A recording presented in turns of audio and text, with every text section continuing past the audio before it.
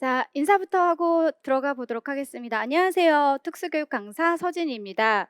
오늘 이제 선생님들이 어떻게 공부를 해야 되는지 합격 전략 설명회를 가지는 시간이 됐는데요. 먼저 한번 PPT 자료를 살펴볼까요? 네, 특수 1타. 저와 같이 함께하는 합격 전략 설명회에 대해서 이제 알아보려고 하고요. 자, 이제 목차를 한번 보시면 처음에는 제가 이제 어떠한 것들 위주로 강의를 했었었는지 그러한 뭐 강사 소개 부분이 들어갈 거고, 두 번째는 시작이 반 공부 이렇게 시작하세요라고 하는 타이틀로 내용을 만들었고요. 세 번째는 공부 이렇게 진행하면 좋아요라고 하는 파트. 네 번째는 선생님들에게 쭉 저의 강의를 들어보고 난 후에 궁금한 점들이 있을 겁니다. 그래서 궁금한 거에 대해서 알아보는 시간을 가지도록 할 건데요. 실제 이제 저희가 다 강의가 마무리고 나서 선생님들이 질문 게시판에 질문들이 어떤 것들이 있는지 저희가 확인을 해보고 강의 다 마치고 난 후 그런 질문들에 대한 답변을 해드리도록 할 거니까요. 강의를 집중하면서 궁금한 것들도 남겨주시면 되겠습니다. 자, 그 다음 거 한번 살펴보도록 할게요. 자, 세 번째는 강사 소개에서 저가 이제 어떻게 지금까지 강의를 했는지 저에 대한 소개를 이제 간단히 해드리려고 하는데요. 네, 제가 이제까지 1타 강사였고요. 그리고 10년 당당히, 그래서 제가 지금 10년 이상 특수교육에선 그래도 가장 오래된 강사로서 지금까지 유지하고 있고, 그리고 매년 저희 수강생이 최다로 이제 합격을 하고요. 실제 이제 유초 학생들이 1차 발표 얼마 지금 지나지 않았는데 실제 뭐 컷에서 한 20점 이상 저희 학생들 고득점으로 또 합격한 학생들이 굉장히 많습니다. 그러다 보니까 매년마다 저희 합격생 배출이 가장 많은 최다 학생들이 있다라고 생각하시면 되겠습니다. 그래서 제가 지금까지 여러 번 이제 아이들을, 그러니까 여러 해 동안 쭉 선생님들을 지도를 하면서 처음에 어떤 것들을 내가 시작을 했는지 궁금한 부분이 있을 것 같아서 여러 가지를 한번 제시를 한번 해봤는데요. 예, 첫 번째는, 네, 대부분 이제 선생님들이 공부를 하실 때 교재 앞에 보시면 마인드맵 혹은 구조화 이런 용어들을 많이 들어봤을 겁니다. 그래서 실제 구조화를 처음으로 제가 도입한 그런 원조가 될 것 같고요. 그래서 구조화하면 서진, 서진하면 구조화, 이런 타이틀이 항상 따라다니는 거 혹은 합격한 선배들의 얘기를 통해서 많이 들어봤을 겁니다. 그래서 구조화의 원조였고요. 자, 그 다음에 처음으로 저는 1월에서 3월 기본 이론반이 들어가기 전에 이미 여러 유튜버라든지 뭐 지식군 사이트에 워밍업 무료 특강이 올라갔을 겁니다. 사실은 이것은 물론 이제 저희가 1차 발표 후 2차 해당하는 저희 제자들을 가르쳐 주는 것도 2차 강의도 있긴 하지만 실질적으로 3학년 학생들이 3학년 말 4학년 들어가기 전에 어떤 거를 해야 될지 잘 모르겠다라고 하는 의견들을 많이 저한테 제시를 해줘서 가볍게 개론서를 한번 훑어보면 좋을 것 같다라고 해서 무료 특강도 도입을 했고요. 자, 세 번째는 1월에서 3월 기본 이론반이죠. 그래서 처음으로 이론만 하는 것이 아니라 이 이론과 관련된 기출문제들이 무엇이 있었는지 기출문제 자료들을 제가 같이 함께 진행을 하는 강의들을 시작을 했습니다. 자료 네 번째는 기출 키워드 강의라고 해서요. 저희가 이따가 뭐 샘플도 보긴 하겠지만 기출 문제와 관련되어 있는 내용, 기출 문제들이 딱 묶여져 있는 그런 책을 제가 이따가 소개를 해드릴 거고, 그 안에 보시면 책의 내용들을 통해서 이 책을 가지고 나중에 단권화로 해도 되겠구나, 굳이 내가 서브노트를 정리할 필요가 없겠구나, 여기서 내가 원하는 것들이 다 담겨져 있는 책이구나 라고 하는 것을 생각하시면 될 것 같고요. 특히 이 네 번째들은 그동안 이제 저희가 제가 10년 이상 강사를 하다 보니까 굉장히 많은 합격생 제자들이 전국에 다 있겠죠. 그 안에서 보면 수석, 차석 굉장히 이제 많이 나왔는데 그 중에서도 이제 학생들 그러한 뭐 대표적인 뭐 수석이나 차석 했던 선생님들 주로 의견들이 뭐였냐면 개념도 있고 기출문제를 같이 볼 수 있는 책이 있었으면 좋겠다라고 하는 의견들을 굉장히 많이 해주셨어요. 그래서 이러한 책을 교재를 만들게 되었고요. 그 다음에 패키지에서 유초 중 각각 원하는 풀 서비스를 제가 제공하는 패키지도 처음 시작을 했습니다. 자, 그리고 이제 지금 제가 요즘에 이제 실질적으로 이 합격 전략 설명회를 준비를 하면서도 지금 2차 준비를 하는 유아 특수, 초등 특수 선생님들의 피드백을 제공해 주기 위해서 실제 저희 카톡도 만들었고 그 안에서 연수 문제라든지 그리고 현직 교사와 조인해서 피드백을 제공하는 것 등을 지금 진행을 하고 있습니다. 그래서 처음으로 또 역시 시작을 했고요. 자, 올해 처음, 올해가 아니죠. 이제 내년이죠. 내년 이제 저희 수강생들이 가장 궁금해하는 1 차는 대부분 합격 전략 설명회라고 하는 것을 통해서 1차 공부는 어떻게 하면 될지 알겠어. 하지만 두 번째, 2 차는 도대체 어떻게 해야 되는지 많은 선생님들이 궁금해하고 있습니다. 그래서 저는 오늘 전체적인 흐름은 그럼에도 불구하고 1 차를 우리가 합격을 해야 2차 준비를 할 수가 있는 것이기 때문에 11월 달 1차 시험을 보고 난 후에 2차 대비 합격 전략 설명회를 처음으로 이제 실시를 하려고 합니다. 그래서 내년 2020년도 22학년도에는 맞아요. 2차 대비 합격 전략 설명회를 다시 한번 저희가 시작을 하려고 하니까요. 선생님들이 2 차에 관련된 부분은 추후에 이 설명회를 듣고 준비를 하시면 되겠습니다. 그래서 전체적으로 제가 처음으로 시도했던 여러 가지 것들을 이제 적어 봤는데 약간 쑥스럽긴 하지만 그래도 우리가 항상 원조를 찾는 이유는 뭘까요? 그 맛이 변하지 않고 쭉 꾸준한 전통이 있기 때문인 거잖아요. 그런 것처럼 저도 앞서가는 그런 강의 스타일 플러스 그리고 저를 선택할 수밖에 없는 그런 여러 가지 이유들을 예시로 한번 넣어 놨고요. 그리고 저를 믿고 따라올 수 있도록 하기 위해서 제가 이제 어떻게 선생님들이 공부를 준비해야 되는지를 구체적으로 이제 안내를 해 드리려고 합니다. 그다음 거 한번 볼까요? 자, 그다음에 사실 이번에 유초중 다 끝나고 선생님들이 문자로 많이 주셨습니다. 선생님이 모의고사뿐만 아니라 막판에 총정리 특강에서 해 줬던 내용들이 너무 많이 나와서 깜짝 놀랐다는 그런 문자들을 많이 받았거든요. 그래서 항상 많이 "최고의 적중을 했다."라고 저희 또 제자들이 얘기를 해 주고요. 그리고 최고의 적중을 하기 위해선 저만의 또 노하우가 있겠죠? 예. 비밀입니다. 그래서 이건 이제 제 강의를 수강하시고 최종적으로 총정리하는 특강까지 들어보시면 '아 이런 방법들이 있었구나. 선생님이 이거 찍어 주는 것은 그래도 반드시 봐야 되구나.'라고 하는 것들을 알고 있을 것 같고요. 그래서 최고의 적중을 자랑하고 있고 그리고 일단 또 10년 이상 제가 계속 강의를 하다 보니까 제가 이 합격 전략 설명회를 하기 이전에 한 20개 정도 대학교를 합격 전략 설명회를 미리 또 했습니다. 그만큼 다수의 대학교에서 계속 특강의 요청이 오고요. 그리고 아마 겨울 방학에도 다른 또 대학교 특강을 또 진행할 예정이기도 해요. 그래서 거의 뭐 대학교라든지 아니면은 특수교육과에 관련된 뭐 합격 전략 설명회뿐만 아니라 장애 영역들을 선생님들이 주제를 주시면은 제가 특강을 진행을 하기도 하고요. 그리고 뭐 예전 같은 경우는 2 학년, 3 학년 이렇게 학년에 맡아서도 제가 계속 강의를 진행을 하기도 했었습니다. 그래서 최고의 적중 그리고 최고의 여러 이제 대학교에서도 최다 제가 특강을 했던 그런 강사라고 생각하시면 되고요. 그다음에 이제 마지막입니다. 항상 이제 제 교재를 보면 끈기라는 용어를 많이 이제 들어볼 거고 사실은 이 끈기라고 하는 게 어떤 뜻일까? 이제 저도 이제 강의를 준비를 하면서 '어떻게 소개를 하면 좋을까?'라고 생각을 해 봤는데요. 가장 중요한 건 맞아요. 임용은 끈기입니다. 이 용어 자체처럼 인내심을 가지고 공부를 해야 되는 거고요. '임용 공부 잠깐 해 볼까?'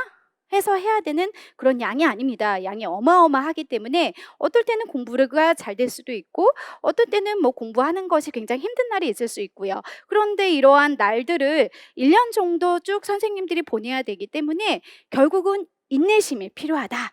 그게 가장 중요하지요. 자, 그다음에 이제 제 책들을 보면 끝내주는 기본 이론, 끝내주는 기출 분석 이런 이제 용어들을 또 많이 들어볼 건데요.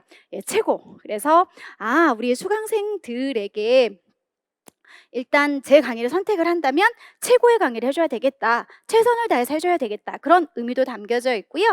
그리고 제 강의를 듣고 빠르게 선생님들이 1 년에 합격할 수 있도록 '끝내줘야 되겠다.'라고 하는 끝낸다 그런 마침표의 의미도 있습니다. 그래서 선생님들이 일단은 '어떤 강의를 들을까?' 많이 고민을 하시지만 그럼에도 불구하고 제 강의를 선택해 주는 이유들은 이 모든 것들을 다 복합적으로 제가 저만 믿고 따라오시면 예 잘 합격을 할 수 있게 이끌어 주기 때문에 그러지 않을까라고 생각이 들기도 하고요.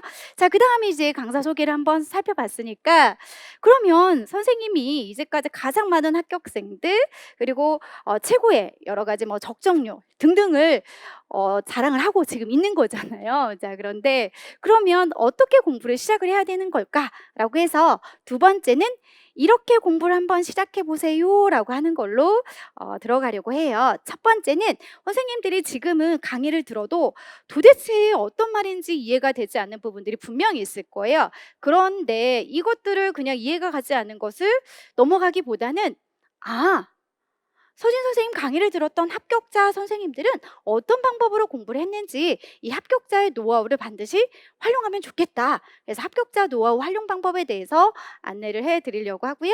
자, 두 번째는 한국사 시험이 반드시 있어야 되겠죠? 그래서 한국사 시험을 따야 된다는 거. 자, 세 번째는 임용시험, 특히 이제 1차를 위해서 알아두어야 하는 내용들은 무엇이 있는지 저희가 한번 살펴보려고 합니다. 자, 구체적인 내용을 한번 이제 볼까요? 넘겨서 한번 살펴보도록 하겠습니다. 자, 그러면 첫 번째, 아까 합격자 노하우를 활용을 하라고 하는데 어떤 방법이 있을까? 크게 두 가지라고 생각하시면 되거든요. 첫 번째는 합격 수기가 있습니다. 그래서 서진특수 다음 카페에 들어가 보시면 합격 수기 게시판이라고 하는 카테고리가 있을 거예요. 그 합격 수기 게시판을 보시면 초특, 중특, 유특에 따라서 각각 합격 수기들이 있거든요. 합격 수기를 보면 1차 공부를 어떻게 했고 2차 공부를 어떻게 했는지 쭉 이제 어떤 커리어에 관련된 내용들이 담겨져 있을 거예요. 그런데 이제 선생님들이 지금 이 강의를 듣는 선생님들은 주로 이제 처음 임용 공부를 하는 분들이 대다수일 거라고 생각이 들어서 만약에 내가 지금 3학년이고 내년에 4학년 4학년 때 바로 합격을 원하는 분들은 이제 전체적인 내용의 합격 수기도 보면 너무 좋긴 하지만요. 일단은 초수에 합격한 선생님들의 합격 수기를 읽어보시는 게 가장 좋을 거고요. 초수에 이제 합격한 선생님들 중에서도 특히 작년에는 저희가 여러 지역에서 수석, 차석 이렇게 선생님들이 많이 나오셨거든요. 그것도 4학년 때 수석, 차석 이렇게 많이 나오셨기 때문에 그런 선생님들의 노하우 방법들을 쭉 한번 읽어보는 게 가장 중요할 것 같습니다. 자, 두 번째는 최종 합격자 특강의 영상이 또 이제 나와 있는데요. 선생님들이 서진특수 다음 카페에 가셔서 샘플 강의 보기 게시판을 참고하셔도 되고 유튜브를 검색을 하시면 최종 합격자 특강을 한 합격자 분들의 내용도 있습니다. 그래서 내가 임용에 대해서 아직까지 어떤 뭐 구체적인 전략이나 방법적인 부분을 잘 알지 못하는 분들은 여기 안에 있는 합격 수기라든지 최종 합격자 특강 영상을 활용해서 내가 어떻게 1년 안에 공부를 해야 되는지 설계를 할 때 참고하시면 굉장히 많은 도움이 될 거고요.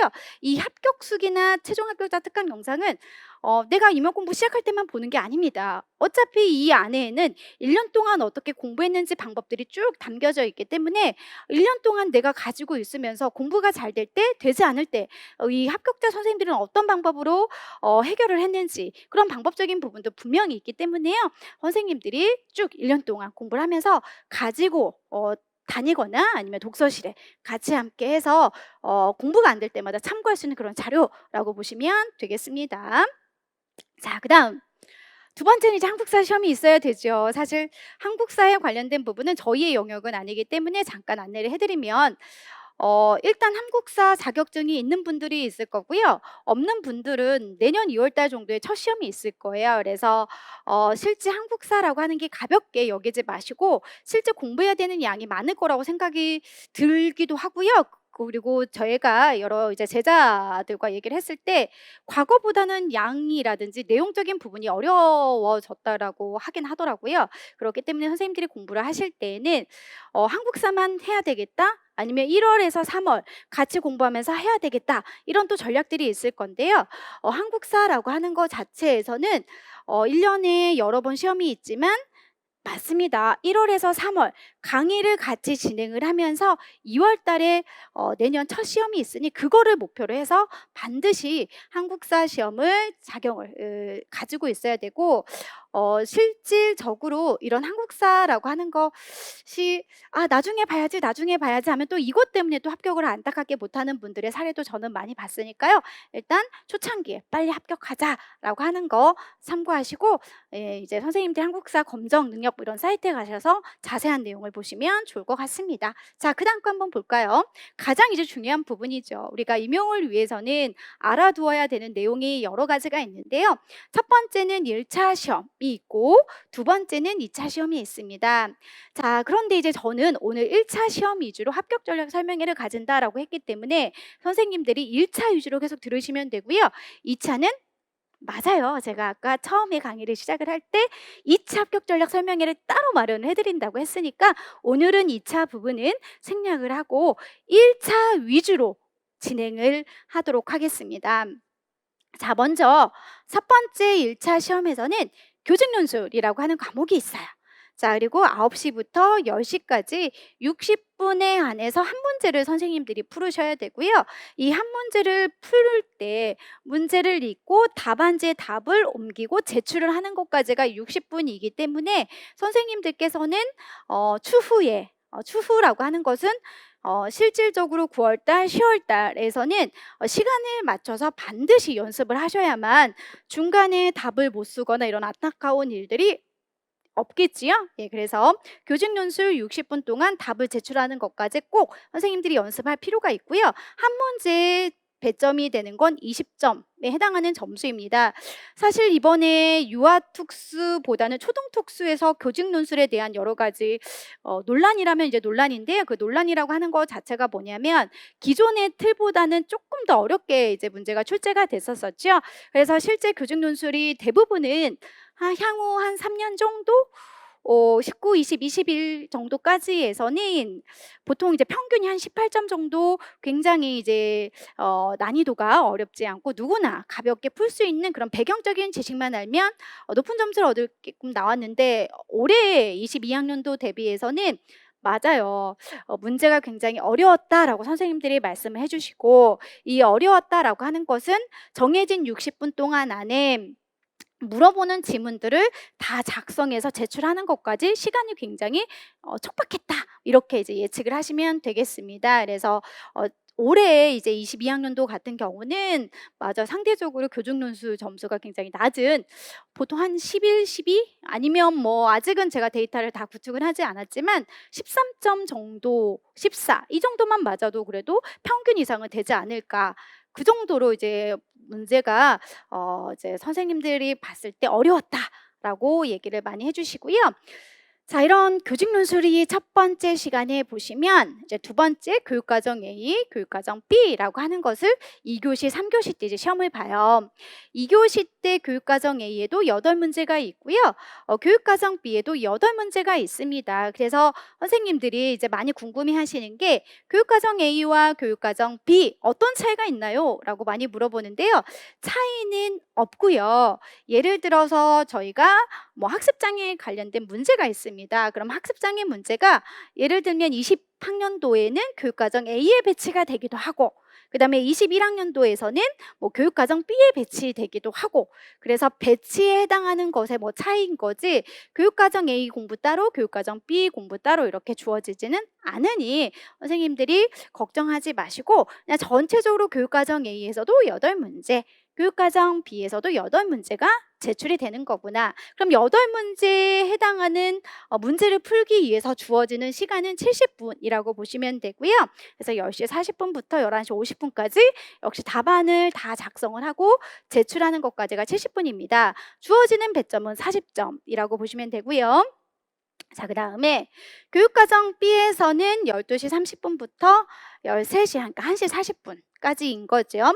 그래서 8문제를 역시 70분 한동안 제출하는 것까지 해서 40분. 근데 전체적으로 22학년도 자체에 저희가 합격한 1차 점수를 보면 굉장히 낮거든요. 낮다라고 하는 것은 기존에 뭐 60점대 후반, 70점대 초반까지 갔던 1차 합격의 선이 올해 같은 경우는 50점대 후반 아니면 50점대 초반 이런 경우도 있었었고요. 그럼 이렇게 점수가 낮다라고 하는 것은 그만큼 문제를 선생님들이 풀었을 때 난이도가 쪼끔은, 예, 쪼끔이라고 해도 될까요? 예, 대부분 이제 많이 어려웠다라고 얘기를 하기도 하고요.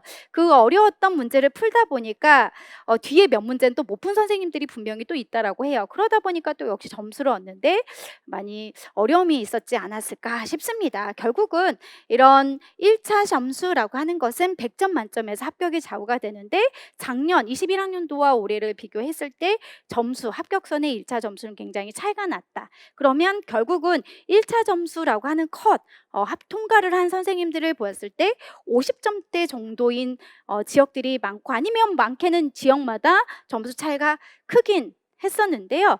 모르겠어요. 일단은 합격이 선이 아니라 저한테 연락 온 이제 제자들을 보면 컷에서 보통 20점 이상인 제자들도 많이 있었기 때문에 이거는 이제 공부했던 양과 어떤 문제를 푸는 연습에 따라서도 많이 달라질 수 있겠지요.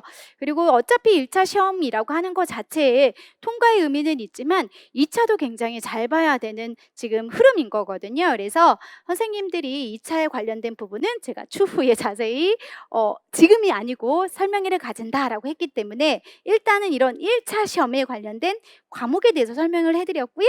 잠깐 넘겨서, 그럼 1차 시험 고득점, 아까 말했던 컷에서 20점 이상 내가 맞기 위해서는 어떤 것들 위주로 공부를 해야 되는지, 그런 시험의 영역에 대해서 한번 알아보려고 해요.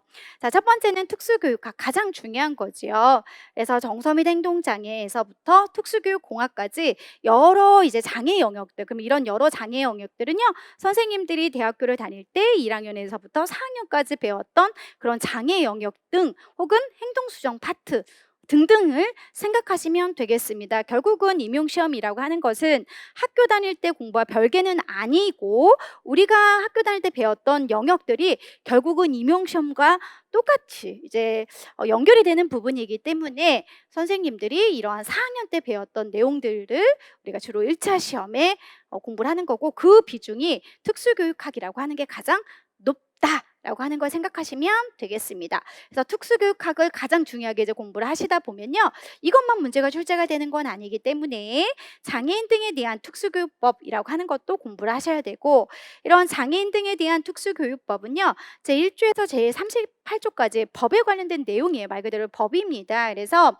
이것을 이제 공부를 하실 때는 때에 따라서 유특에만 필요한 부분도 있고요, 때에 따라서는 중등과 관련된 부분들도 있습니다. 그래서 선생님들이 그거는 추후에 기출문제를 보고 판단하시면 좋을 것 같고요. 그 다음에 특수교육 교육과정이라고 하는 게 있죠. 자, 2015년 개정 특수교육 교육과정 정과정은 초등특수 선생님들에게만 해당하는 교육과정, 시험의 범위라고 보시면 되고요. 사실은 이게 이제 개정된 것들이 많이 변화가 됐다. 특히 이제 이런 교육과정에 참여를 했던 주변의 친한 이제 교수님들 얘기를 들어보시면, 실제 2015년 개정 특수교육 교육과정하고 이제 22년 개정 특수교육 교육과정이라고 하는 것을 볼 때 많은 변화가 있기 때문에 아마도 그런 변화가 된다라고 하는 부분에 있어서는 추후에 선생님들이 임용 공부를 할 때 많이 반영이 되지 않을까라고 생각이 듭니다. 근데 아직까지는 어떤 내용적인 부분은 나오진 않은 상황이거든요. 그래서 앞으로 선생님들이 공부를 하실 때 2015년 개정 특수교육 교육과정도 있고, 추후에 2022년도 개정 특수교육 교육과정이라고 하는 것도 이제 나올 예정이니 이 두 가지를 공부해야 되는 범위라고 생각하시면 좋을 것 같습니다. 자, 그리고 유아특수교육이라고 하는 정과정은 유특 선생님들에게만 해당이 되고요. 그 다음에 초등특수 선생님에서 특수 과목만 시험이 있는 건 아니고요. 초등교육과정이라고 하는 것도 선생님들이 공부를 하셔야 돼요. 이런 초등교육과정이라고 하는 것 자체에서는 실질적으로 저희 특수도 해야 되고, 일반 초등, 교대 다니는 그런 초등학교 교사 선생님들이 공부해야 되는 양까지 같이 공부를 해야 되는 것이기 때문에 임용을 공부를 해야 되는 시간, 즉 1 년이라는 시간 동안에 여러 가지를 하기에는 굉장히 빡빡한 시간이다. 빡빡한 시간이기 때문에 빨리 서둘러서 선생님들이 미리부터 임용에 관련된 걸 접해 보시게끔 이런 설명회를 저희가 마련을 해 드린 것이기도 하고요. 자, 그다음에 이 부분에는 없지만 유아특수교육이라고 하는 것이 유특 선생님들 그리고 초등교육 과정을 위해서 초등특수가 있다면 맞아요. 일반 유아교육과정은 또 유특 선생님에게만 해당하는 것이 있어요. 그래서 일반 유아교육과정하고 유아특수교육은 또 약간 다른 별개의 교육과정 영역이기 때문에 선생님들이 참고를 해주시면 좋을 것 같고요. 그래서 일단은 1차 시험이라고 하는 거 1교시 교직논술 그리고 2, 3교시 교육과정 A, 교육과정 B라고 하는 것을 공부를 할 때는 이런 영역들을 선생님들이 전체적으로 공부해야 된다라고 하는 것을 알고 계시면 되겠습니다. 자, 그다음 이제 넘겨서 한번 볼까요? 자, 우리가 이런 이제 여러 영역들이 있는데 올해 같은 경우는 꽈락인 선생님들도 이제 얘기가 돌긴 하더라고요. 그래서 교직논술 같은 경우는 20점 만점이라고 했지요. 그런데 이제 8점 이상을 맞으면 꽈락은 아닌 거고요. 그러면 8점 밑에 이제 점수를 얻는 선생님들은 꽈락이 될 수가 있고 이 꽈락이라고 하는 것은 각각이거든요. 그래서 예를 들어서 내가 교직논술을 7점 맞았어요. 그런데 교육과정 A와 교육과정 B라고 하는 것은 한 과목으로 저희가 칭하면서 두 가지의 점수를 합했을 때 32점 이상이 되어야 되는데 만약에 그 이하가 되면 역시 이제 꽈락인데요. 한 가지 예를 먼저 살펴보도록 하겠습니다. 내가 교직논술은 7점인 거고 교육과정 A와 교육과정 B라고 하는 것에 점수를 받아보니 실질적으로 50점을 맞았어요. 그러면 이때 합격이 될까요? 불합격이 될까요? 불합격이 됩니다. 교육과정이라고 하는 것이 50점으로 굉장히 고득점을 잡고 총점은 57점. 합격이 될 수 있는 점수가 되더라도 이미 교직논술에서 꽈락 7점을 맞았기 때문에 저희가 합격을 할 수가 없는 거고요. 사실 또 교직논술이 20점 만점 맞았더라도 여기 있는 전공에서 31점, 30점 이 정도의 점수가 나오면 또 합격을 할 수가 없습니다. 그래서 꽈락이라고 하는 것도 선생님들이 뭐 작년까지만 하더라도 이런 건 별로 신경 쓰진 않았는데 올해 시험은 너무 이제 어렵고 제가 개인적으로 생각을 했을 때도 약간 우리가 물체냐 칼체냐 이런 얘기를 많이 하거든요. 칼체점 됐던 부분들이 없지 않았을까? 칼체점을 대다 보니 굉장히 이제 점수가 낮게끔 이렇게 나올 확률이 훨씬 더 높거든요. 그러다 보니 꽈락인 선생님들도 주변에서 몇몇 얘기를 또 하긴 하더라고요. 그래서 꽈락을 당연히 피하게끔 선생님들이 공부를 하셔야 된다라는 거. 자, 그다음에 넘겨서 이제 그다음 장면 한번 살펴보도록 할까요? 자, 그다음 장면을 한번 보시면 이제 2차 시험에 대한 건데 이제 틀만 보면요. 면접이라고 하는 것도 있고 지도안을 작성해야 되고 수업 시연을 이제 하는 것도 있고요. 그 밖에 각각 지역에 따라서 2차 시험의 영역이 약간 차이는 있습니다. 그래서 그거는 지금은 사실 내가 아무리 자세하게 설명을 하더라도 사실 귀에 잘 들어오지는 않죠. 그래서 11월 달 2차 합격 설명회 때 그때 다시 한번 선생님들이 듣도록 하시고요. 결국 1차 시험과 2차 시험을 합해서 최종 이제 합격이 되는 그런 시험이구나. 그렇다면 내가 알아두어야 되는 유툭 선생님들 다시 한번 이제 정리를 해볼게요. 시험의 영역, 공부를 해야 되는 범위들이 있는데 특수교육학이라고 하는 걸 일단 가장 중요하게 여겨야 되겠습니다. 항상 뭐 최근에 3개년을 비교를 할 때 특수교육학뿐만 아니라 일반 유아 교육 과정에서 출제가 되는 일반 유아 문제의 비중도 동등해지고 있는 상황이긴 한데요. 사실은 그럼에도 불구하고 유특 기준에서 특학을 가장 선생님들이 많은 문제가 출제가 되니까 기본적으로 아셔야 되고 그 다음에 일반 유아. 그래서 이번에 안타깝게 또 이제 합격된 선생님들도 있고 안타깝게 이제 합격하지 못한 선생님들을 살펴보면 결국은 유특 선생님들은 일반 유아 교육 과정에서 차이가 좀 있긴 하더라고요. 그래서 일반 유아 교육 과정도 만만치 않은 범위라고 알고는 있지만 그럼에도 불구하고 남들 하는 어떤 기출 문제 플러스 그 확장된 개념까지는 저희가 알아야 합격을 할 수 있는 그런 수준까지 지금 올라와 있고요. 그 다음에 유아특수교육이라고 하는 영역을 따로 이제 공부하셔야 되고 장애인 등에 대한 특수교육법 이라고 하는 전체적으로 이런 관련된 부분에서 교육과정 A, 교육과정 B 이렇게 문제가 출제가 되고 있습니다. 자, 그다음 볼까요? 초등특수 선생님들을 위한 이제 범위를 생각을 해보시면 특학의 비중이 가장 크지요. 그래서 초등교육과정 이따 뭐 기출문제를 보면서 확인을 해보겠지만 시각장애, 청각장애, 뭐 의사소통장애 각각 한 문제씩 전 영역에서 출제가 되고 있는데 최근 또 역시 일반 초등이라고 하는 문제의 비중이 굉장히 높아지고 있어요. 그래서 8문제, 8문제 중에서 항상 4문제 정도가 일반 초등 문제였었는데요. 그럼 문제의 비중이 높아지다 보니 올해 같은 경우는 맞습니다. 일반 초등 문제가 그렇게 어렵게 출제가 되진 않았다고 해요. 그러다 보니 일반 초등을 중간에 너무 양이 많아서 포기한 선생님들은 또 점수를 고득점을 많이 얻지 못한 경우도 있었다라고 합니다. 그래서 일반 초등 문제도 굉장히 이제 선생님들이 신경 써서 공부해야 되는 영역인 거고요.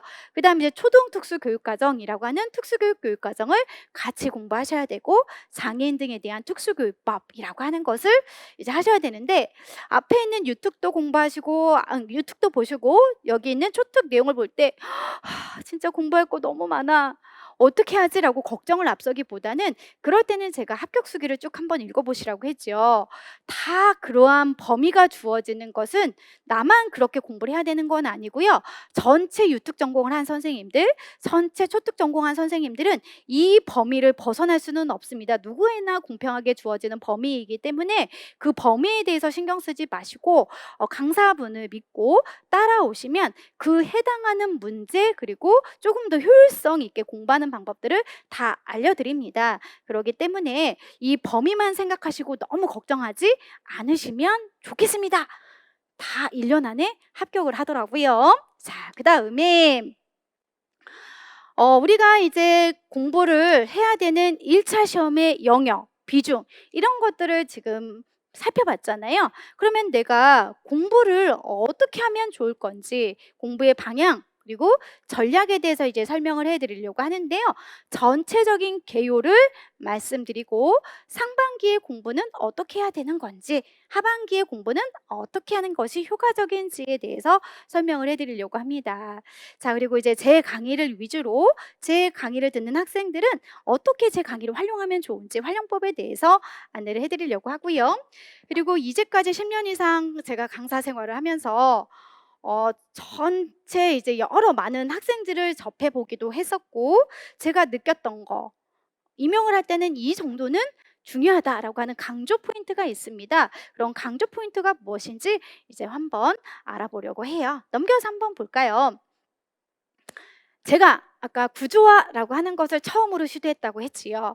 공부를 했을 때 우리가 여러 가지 내용들을 쭉 살펴보는 것은 배경 지식 차원에서 너무 좋습니다. 하지만 임용이라고 하는 것은 내가 여러 가지 배경적인 지식들, 내용들을 머릿속에서 담아놓는 것은 상관이 없지만 그 담아놓은 내용들을 정확하게 물어보는 것에 따라서 인출까지 하고 인출되어 있는 답안지를 보고 채점이 주어지는 시험이기 때문에 반드시 필요한 작업이 구조화입니다. 그래서 제가 구조화라고 하는 이 마인드맵을 처음 시도를 한 것이기도 한데요. 이러한 구조화라고 하는 것을 처음으로 임용 공부하는 선생님들은 이제 이 나만의 틀을 만드셔야 되는데 실질적으로 이 구조화를 그럼 내가 내용도 모르는데 어떻게 라고 하는 선생님들이 있을 것 같고요. 그리고 내가 스스로 구조화 작업을 실제 이렇게 만드는 것보다는 서진 선생님이 책 교재 앞에 보면 이렇게 구조화라고 하는 게 이미 제시가 되어 있다라고 했어. 그래서 저는 기본 이론이든 혹은 기출문제집이든 이러한 구조화에 관련된 것들을 미리 다 교재에 담아 놓고요. 이러한 구조화라고 하는 것의 샘플을 잠깐 보시면 기출문제 표시도 있고요. 그리고 기출문제 표시 중에서도 이렇게 길게 쭉쭉 여러 번 이렇게 언급되는 것들이 있어요. 그러면 선생님들도 공부를 쭉 구조화를 하시다가도 최대 최소 조건법 맞아, 이게 기출문제 계속 나왔네?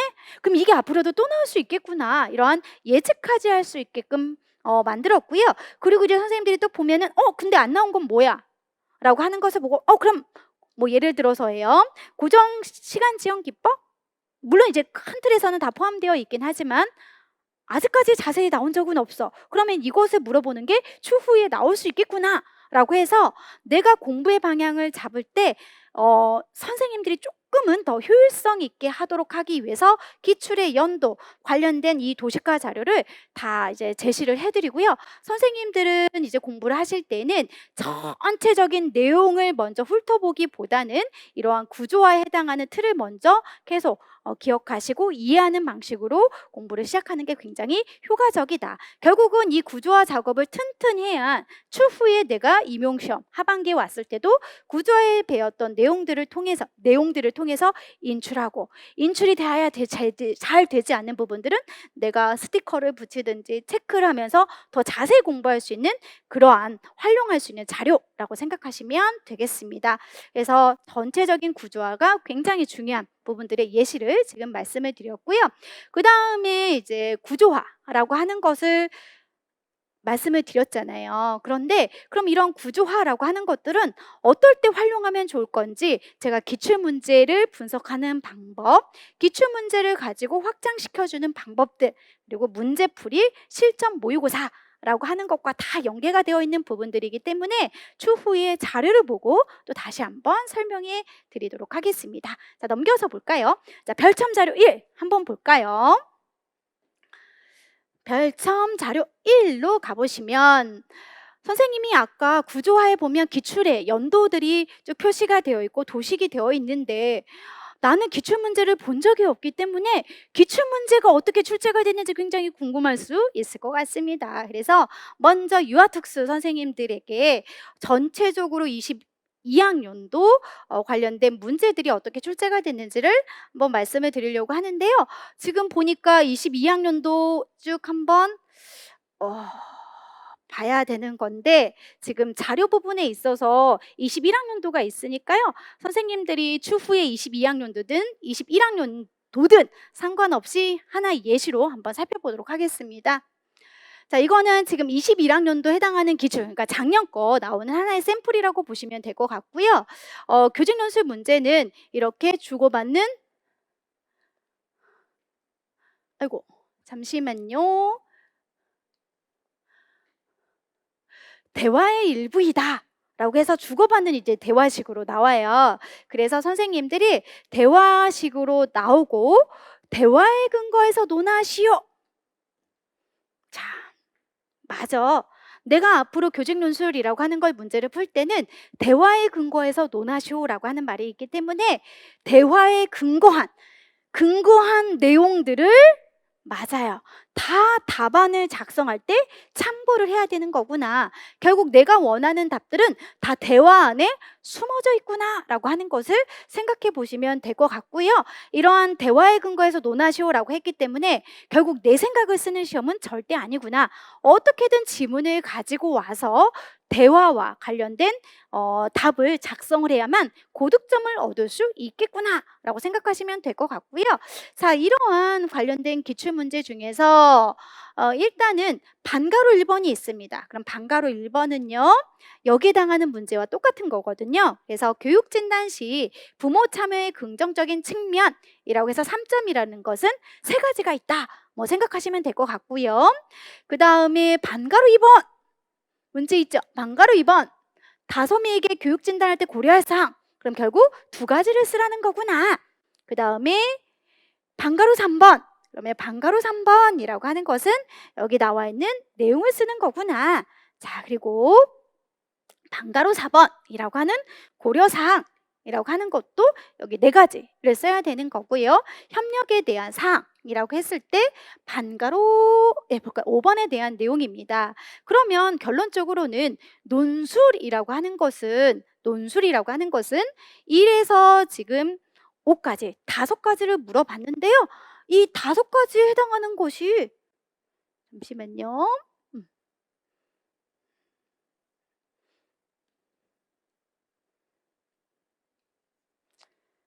15점밖에 안 돼요.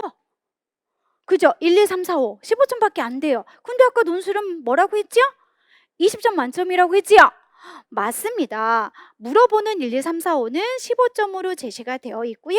그 다음에 논술의 체계라고 해서 서론, 본론, 결론, 논술이기 때문에 서론, 본론, 결론 이라고 하는 체계를 가져야 우리가 3점이 부여가 되는 점수가 있고요. 뭐 맞춤법이라든지 그런 어휘에 관련된 걸 적절하게 사용을 해야 2점에 해당하는 것이 주어집니다. 그래서 전체적으로 20점 만점으로 제시가 되는데, 대부분 논술은 이 본론에서 점수의 차이가 있다라고 생각하시면 될 것 같고요. 실질적으로 이제 논술에 해당하는 샘플은 저희가 받고 여기에 해당하는 논술의 내용이 본론이라고 했고, 그렇지만 우리는 서론, 본론, 결론 체계성인 것과 그리고 맞춤법에 관련된 내용까지 전체적으로 20점이라고 했기 때문에 너무너무 이 관련된 내용들을 답안은 어떻게 작성을 해야 되는지도 궁금해 하실 것 같아서요. 추후에 또 전체적으로 유튜브에 관련된 문제를 한번 살펴보시면서 저희가 답안을 어떻게 작성하는 것까지 한번 예를 들어 설명을 해드릴 거고요. 그 다음에 이것도 이제 올해는 아니고 작년에 이제 나왔던 문제들인데, 저희가 전반적으로 기출문제를 공부를 할 때 맞습니다. 이런 이제 5점, 아이고 잠시만요. 이렇게 배점은 5점으로 주어지고 있고요. 자, 5점으로 주어져 있고, 특히 이제 반가로 1번, 반가로 2번, 반가로 3번이라고 하는 문제를 아직은 이론적인 부분을 이제 공부를 하지 않으셨으니까 어떤 식으로 나오는지 맛보기만 하고 쭉 훑어보려고 해요. 보시면 보편적 학습 설계라고 하는 공학 문제에서 문제가 출제가 되기도 하고, 니은 같은 경우는 활동 중심 삽입 교수라고 해서요, 유특에서 굉장히 중요한 그런 내용의 문제이기도 하고, 아까 우리가 도시카에서 봤던 그런 촉구의 유형들을 쓰는 행동 수정 문제에서 이렇게 문제가 섞여서 출제가 되기도 하고요. 그 다음에 반가로 2번이라고 하는 문제를 보면 이 부분의 반가로 1번은 일반 유화 문제가 섞인 것이라고 생각하시면 될 것 같고요. 그 다음에 반가로 2번이라고 하는 것을 볼 때는 행동 수정 문제, 그리고 반가로 3번 같은 경우는요, 역시 일반 유화 플러스 이제 문제들이 섞어져 있다라고 보시면 되겠습니다.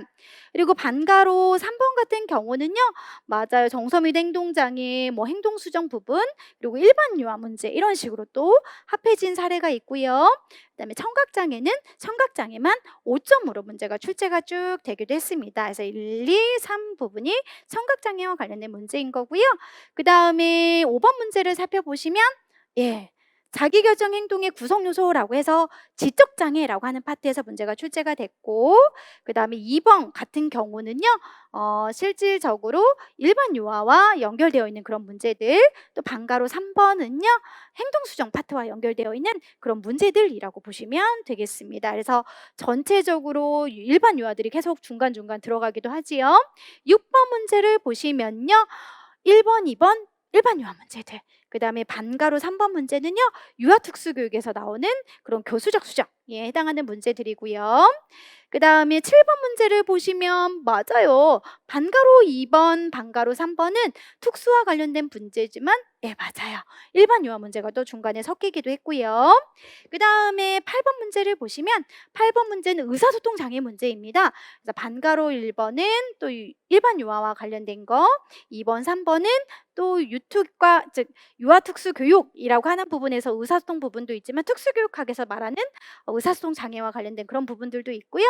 그 다음에 보시면 사실 이제 21학년도부터가 일반 유아 비중이 굉장히 이제 높아졌습니다. 그래서 반가로 1번, 2번, 3번이 다 일반 유아와 관련된 부분들이고, 또 여기에서도 보시면 반가로 1번, 2번 같은 경우는 일반 유아 문제, 반가로 3번 같은 경우는 맞습니다, 행동 수정 문제. 자, 그리고 3번 같은 경우는요, 다 일반 유아 문제라고 보시면 되겠습니다. 그 다음에 4번의 문제 같은 경우는요, 여기 있는 반가로 2번하고 반가로 3번만 뺀 1번 일반 유아 문제, 이런 식으로 또 문제가 출제가 되기도 했고요. 그 다음에 5번 문제를 보시면, 네, 다 일반 문제, 일반 유아 문제입니다. 그리고 6번 문제를 보시면 예, 6번에서 반가로 2번만 빼고 나머지는 또 일반 유아와 관련된 그런 문제가 출제가 됐고요. 7번 문제를 보시면 반가로 2번만 특수와 관련된 부분입니다. 그래서 자기 강화 그리고 유아 특수와 관련된 그런 범위에서 문제가 출제가 됐고요. 그다음에 8번 문제를 보시면 다 일반 유아와 관련된 부분입니다. 그래서 21학년도 저희는 샘플을 받긴 했지만 22학년도 보면 대부분 문제 유형이 비슷해요. 그래서 특수교육학이라고 하는 부분도 있고 그다음에 유아 특수라고 하는 파트의 문제보다는 일반 유아 비중에서 굉장히 문제가 출제가 되고 있는데 이런 경향들을 살펴볼 때 최근에 우리가 현장에서 일어나고 있는 여러 가지 상황들을 현직 교사들한테 물어보면요. 통합이라고 하는 통합 유치원이 계속 저희가 나아가는 그 지향하는 바라고 얘기를 해요. 그러면 내가 유아특수에서 특수장애 아이들만 가르치기보다는 일반 유아교육과정이라고 하는 어떤 배경 지식을 가지고 있어야 통합을 하는 데 있어서 굉장히 이제 잘 흡수가 되는 부분도 있고요. 그리고 거점 해당하는 그러니까 학교를 한 곳에 두고 거점으로 이제 특수교사가 순회를 하면서 지도하려고 하는 그런 여러 가지 이제 교사들을 뽑는 유형들도 다양한 것들을 알아보려고 하는 것 같아요. 그러다 보니 결국 일반 유아 비중이 많이 높게 문제가 출제가 되고 있지 않나 뭐 이런 생각도 해봅니다. 그렇다면 뭐 22학년도 대비해서도 아까 그림의 모양을 생각을 하시면서 특수교육학, 일반 유아 그리고 유아특수, 장애인 등에 대한 특수교육법이라고 하는 것들의 그 비중들을 잘 생각을 하시면 될 것 같은데 사실 이렇게 머릿속에 어떤 그림의 풍선들만 보이잖아요. 해보셔야 압니다. 그래서 전체적으로 그냥 샘플 정도만 저희가 봤다라고 생각하시면 될 것 같고요. 초등특수도 마찬가지예요. 그래서 초등특수는 이제 21학년도라고 했으니까 이때는 그렇게 교직 논술이 어렵지는 않았어요. 그래서 이거를 이제 놓은 이유는 항상 일반 유특처럼 대화에 근거해서 논하시오 이런 식으로 문제가 출제가 되었는데 초등은 유독 21학년도만 반성적 저널이라고 하는 것이 처음으로 문제가 출제가 됐어요. 그런데 보시면 반성적 저널의 일부이다. 그리고 반성적 저널에 근거하여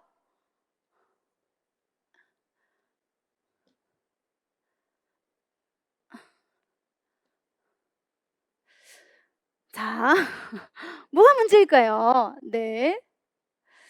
자, 반성적 저널에 근거하여 이렇게 해서 문제가 처음으로 시도가 된 해이기도 하지요. 그래서 선생님들이 공부를 하실 때도 대화에 근거하든 반성적 저널에 근거하든 다 이 안에 답이 있는 거구나라고 생각하시면 되고요. 유특하고 비슷한 상황입니다. 이제 보시면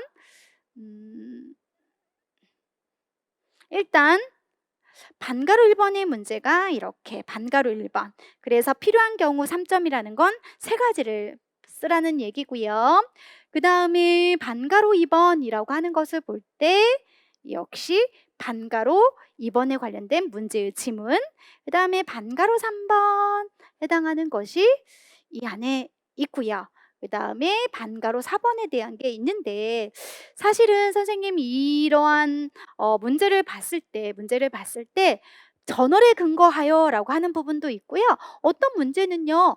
그냥 김 교사가 순회 교육을 할 때 당면하는 어려움 세 가지와 그 어려움을 해소할 수 있는 방안 이렇게도 나오기도 했어요. 근데 이거는 반가로 2번은 대화에 근거해서 혹은 반성적 저널에 근거하여 이런 내용이 없잖아요. 그래도 어떻게 해야 될까요? 맞습니다. 무조건 이 지문을 활용해서 정답을 쓰셔야 되는 거예요. 그래서 예를 들면 어려움 세 가지 그냥 내 생각을 쓰는 시험이 분명히 아니라고 했습니다. 물어보는 걸 정확하게 답을 해야 우리는 합격할 수 있다라고 했기 때문에요. 뭐 수업을 보면 진행하기가 어려운 것도 있었었고요.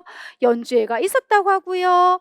그 다음에 어디서 수업을 해야 할지 고민하는 부분들도 있습니다. 이런 것들을 근거해서 해결 방안들을 쓰는 것이다 라고 생각하시면 되겠습니다.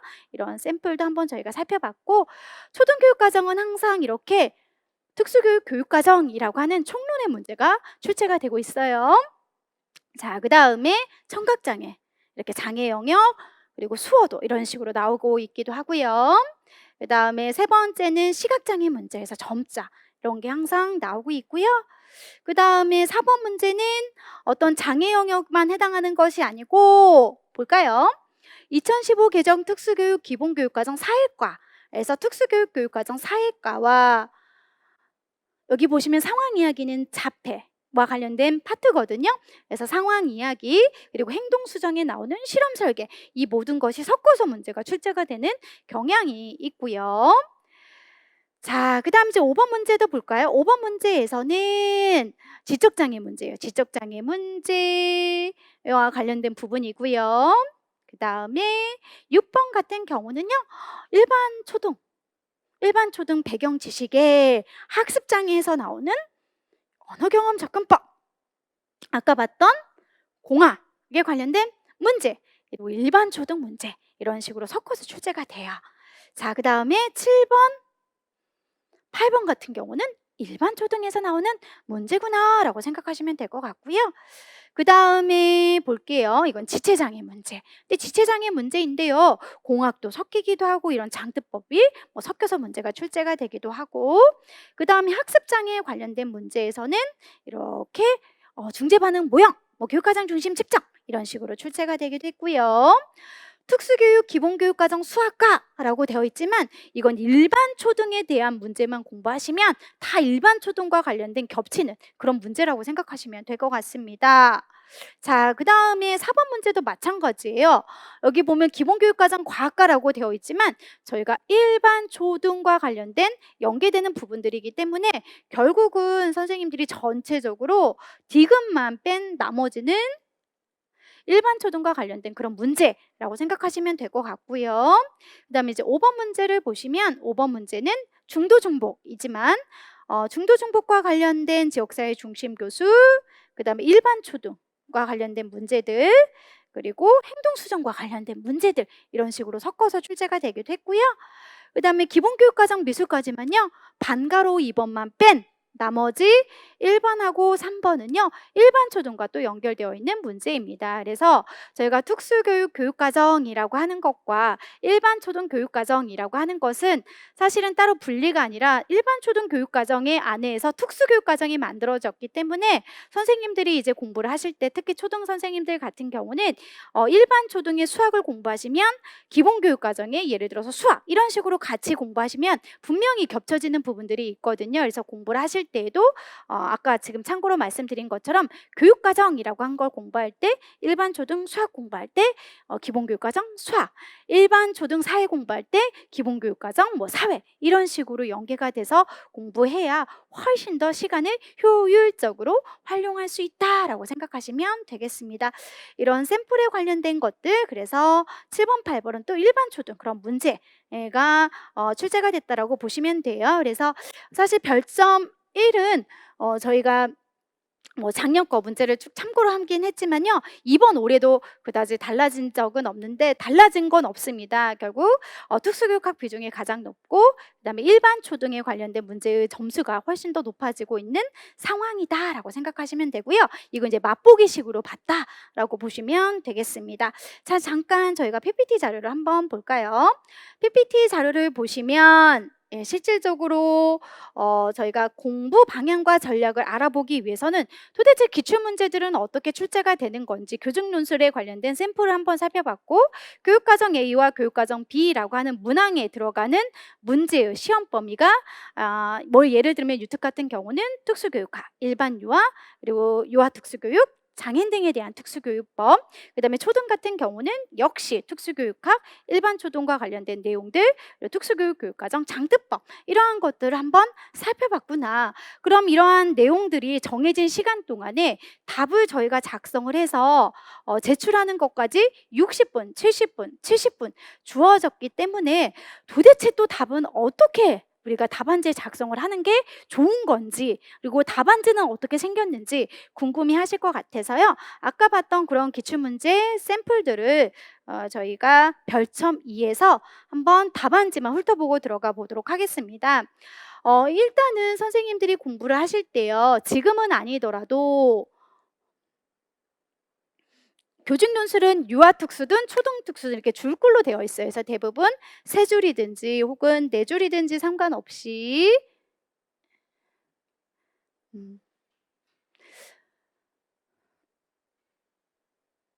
한번 해볼까요? 네, 이렇게 세 줄이든지 네 줄이든지 상관없이요. 이렇게 서론을 선생님들이 작성을 하시면 돼요. 여기가 서론이고요. 이 서론은 지금은 아니지만 나중에 또 공부를 해보면 결국 교직연수리라고 하는 것은 특수교육학에서 다뤄야 되는 기본적인 내용들로 문제가 출제가 주로 출제가 되고 있기 때문에 선생님들이 뭐 통합교육이면 통합교육의 정의를 쓰셔도 되고, 뭐 예를 들면 뭐 지적장애면 지적장애에 관련된 정의를 쓰셔도 되고, 이렇게 해서 보통 암기하고 있던 내용의 정의들을 주로 서론에 이렇게 주로 쓰고요. 이 서론을 쭉 쓰고 나서 예를 들면 보편적 학습 설계 혹은 뭐 기능적 교육과정 이런 협력 교수에 대해서 논하고자 한다라고 해서 물어보는 질문들을 서론에서 어떤 걸 논하고자 하는지 제시만 해주면 되는 겁니다. 그래서 서론은 뭐 많이 써도 되고 적게 써도 되는데요. 결국 문제가 어렵게 나올 때는 선생님들이 시간을 배분을 잘 하셔야 되기 때문에 굳이 4줄, 5줄씩 그렇게 쓰지 않아도 될 것 같고요. 그래서 보통 3줄, 4줄 정도는 많이 쓰긴 하지만 이미 내 머릿속에 구조화식으로 서론, 통합교육 나오면 이거 써야지, 뭐 예를 들면 지적장애 나오면 이런 정의로 써야지, 이런 틀을 만들어 놓으셔야 된다는 거. 그리고 먼저라고 되어 있지만 대부분 요즘에는 반가로 1번, 그래서 반가로 1번 뭐뭐에 대해서 논하고자 한다, 혹은 그 중에서 이제 보편적 학습 설계와 관련된 내용이라고 한다면 보편적 학습 설계에서 예를 들어서 뭐 첫째, 지금 이 화면이 저도 잘 흐릿흐릿하긴 한데요. 예를 들면 뭐 첫째, 둘째 이런 식으로 글의 흐름이 잘 보이게끔 해줘야 된다는 거. 그 다음에 뭐 반가로 2번, 그리고 여기서도 보면 첫째, 둘째, 셋째, 뭐 반가로 3번, 첫 번째, 둘째, 셋째 이런 식으로 글의 흐름이 잘 익히게끔 선생님들이 작성을 해줘야 되고요. 그래서 본론 1번, 보물론 2번, 본론 3번 이런 식으로 아까 우리가 샘플 봤던 것처럼 반가로 1번은 반가로 1번에 쓰시고, 반가로 2번 문제에서는 또 그 다음 칸으로 넘어가서 반가로 2에 쓰시면 되고, 반가로 3번을 물어보는 것은 역시 그 다음 칸으로 넘어가서 반가로 3번 문제를 쓰시면 되고요. 더 넘겨서 한번 볼까요? 넘겨서 보시면 쭉 클리어를 했는데도 자, 이거 조금 더 넘겨볼까요? 드래그를 해보시면 쭉쭉쭉쭉 넘겨볼게요. 자, 그래서 이제 결론을 합니다. 지금까지, 그럼 이건 결론이거든요. 그래서 앞에서 뵀던 보편적 학습 설계, 뭐 원리 혹은 협력 교수에 대해서 알아보았다라고 하는 걸로 쓰시고 한 장 더 넘겨볼까요? 한 장 더 넘기면 넘겨보시면 결론이라고 해서 앞으로 일반 교사와 뭐 특수교사는 협력을 해야 될 것이다, 이런 방향에 대해서 결론을 쓰시면 돼요. 그래서 서론, 본론, 결론이 제시가 되어 있고 그 안에서 본론에 대한 것을 반가로 1번, 반가로 2번, 반가로 3번 물어보는 대로 정확하게 쓰시면 되고요. 저는 그냥 하나의 피드백한 예시를 이렇게 가지고 왔습니다. 중요한 건 선생님들이 이제 답안을 이렇게 작성을 하실 때 이런 여백을 절대 손대면 안 되고요. 나 어디까지 썼어? 뭐 이렇게 체크 하시는 것도 절대 안 됩니다. 왜냐하면 이렇게 여백에서 무언가 체크를 한다는 것은 약간의 뭐 의심스러운 뭐 신호 이렇게도 착각을 할 수가 있기 때문에 선생님들이 주어지는 글은 이렇게 이 안에서만 다 쓰셔야 되고요. 그럼 선생님 내가 틀린 거 있을 때 답안지를 교체하면 좋을까요? 이런 얘기도 많이 물어봐요. 논술을 쓰실 때는. 그런데요. 결국은 논술이라고 하는 걸 전체 다 쓰고 선생님들이 틀린다고 있어서 다시 교체하고 처음부터 쓸 시간이 아마 없을 거예요. 그러다 보니 대부분은 이렇게 틀린 거는 두 줄로 체크하시고 위에다 쓰셔도 되고 옆에다 쓰셔도 되고, 그래서 틀린 것은 다 들어가는 키워드만 있으면 되는 것이기 때문에 선생님들이 답안지를 교체하기보다는 이렇게 2번 밑줄을 긋고 고치시는 방법으로 선생님들이 연습을 하는 것이 시간도 단축하고 더 높은 점수를 얻는 비법이다라고 생각하시면 되겠습니다. 그리고 전체적으로 이제 지금은 아니더라도 저희가 모의고사를 보면 수정액으로 이렇게 틀린 것을 체크하시는 분들이 있는데요. 절대 수정액은 사용할 수가 없거든요. 그러니까 볼펜으로 2줄 긋고 틀린 것은 연습하는 방향으로 들어가셔도 좋을 것 같습니다. 자, 그래서 유초든 상관없이 교직논술 답안지에 대해서 저희가 한번 살펴봤고요. 이건 이제 예시니까 문항 1번의 문제는 문항 1번에 이렇게 답을 쓰시고 문항 2번 문제는 문항 2번에 이렇게 답을 쓰는 건데요. 문항 1번이 쓰다 보니 너무 많은 내용까지 써야 돼요. 그래서 나는 여기까지 넘겨서 문항 1번이에요. 자, 문항 1번이지만 여기까지 넘겨서 문항 다시 한번 제가 체크를 해드리도록 할까요? 여기까지가 문항 1번이에요 라고 체크해도 채점은 여기까지만 되고 있거든요. 그래서 절대 문항 1번을 넘어서 2번, 3번에 작성하지 않도록 하는 것도 주의를 하셔야 되겠습니다. 그리고 역시 이 부분에서도 틀리면 밑줄을 긋고 옆에 쓰셔도 되고 위에도 쓰셔도 되고, 이 여백을 절대로 벗어나서는 안 되는 거 유의하시면 되겠습니다. 그래서 1, 2, 3, 4, 그 다음에 넘겨서 한번 볼까요? 자, 넘겨서 보시면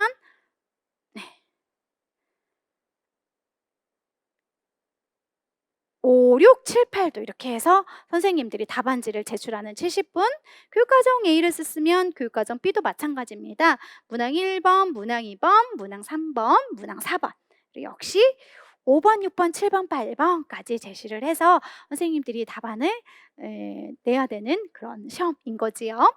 자, 그 다음에 다시 PPT를 한번 살펴볼까요?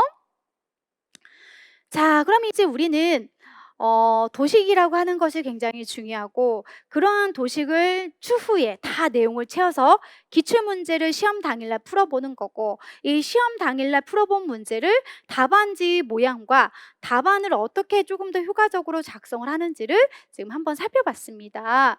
그렇다면 이제 앞으로 공부를 할 때는 이런 기출문제라고 하는 것이 굉장히 중요하다고 많이 들어볼 텐데 기출문제 분석은 어떻게 해야 돼요? 라고 또 질문을 하세요.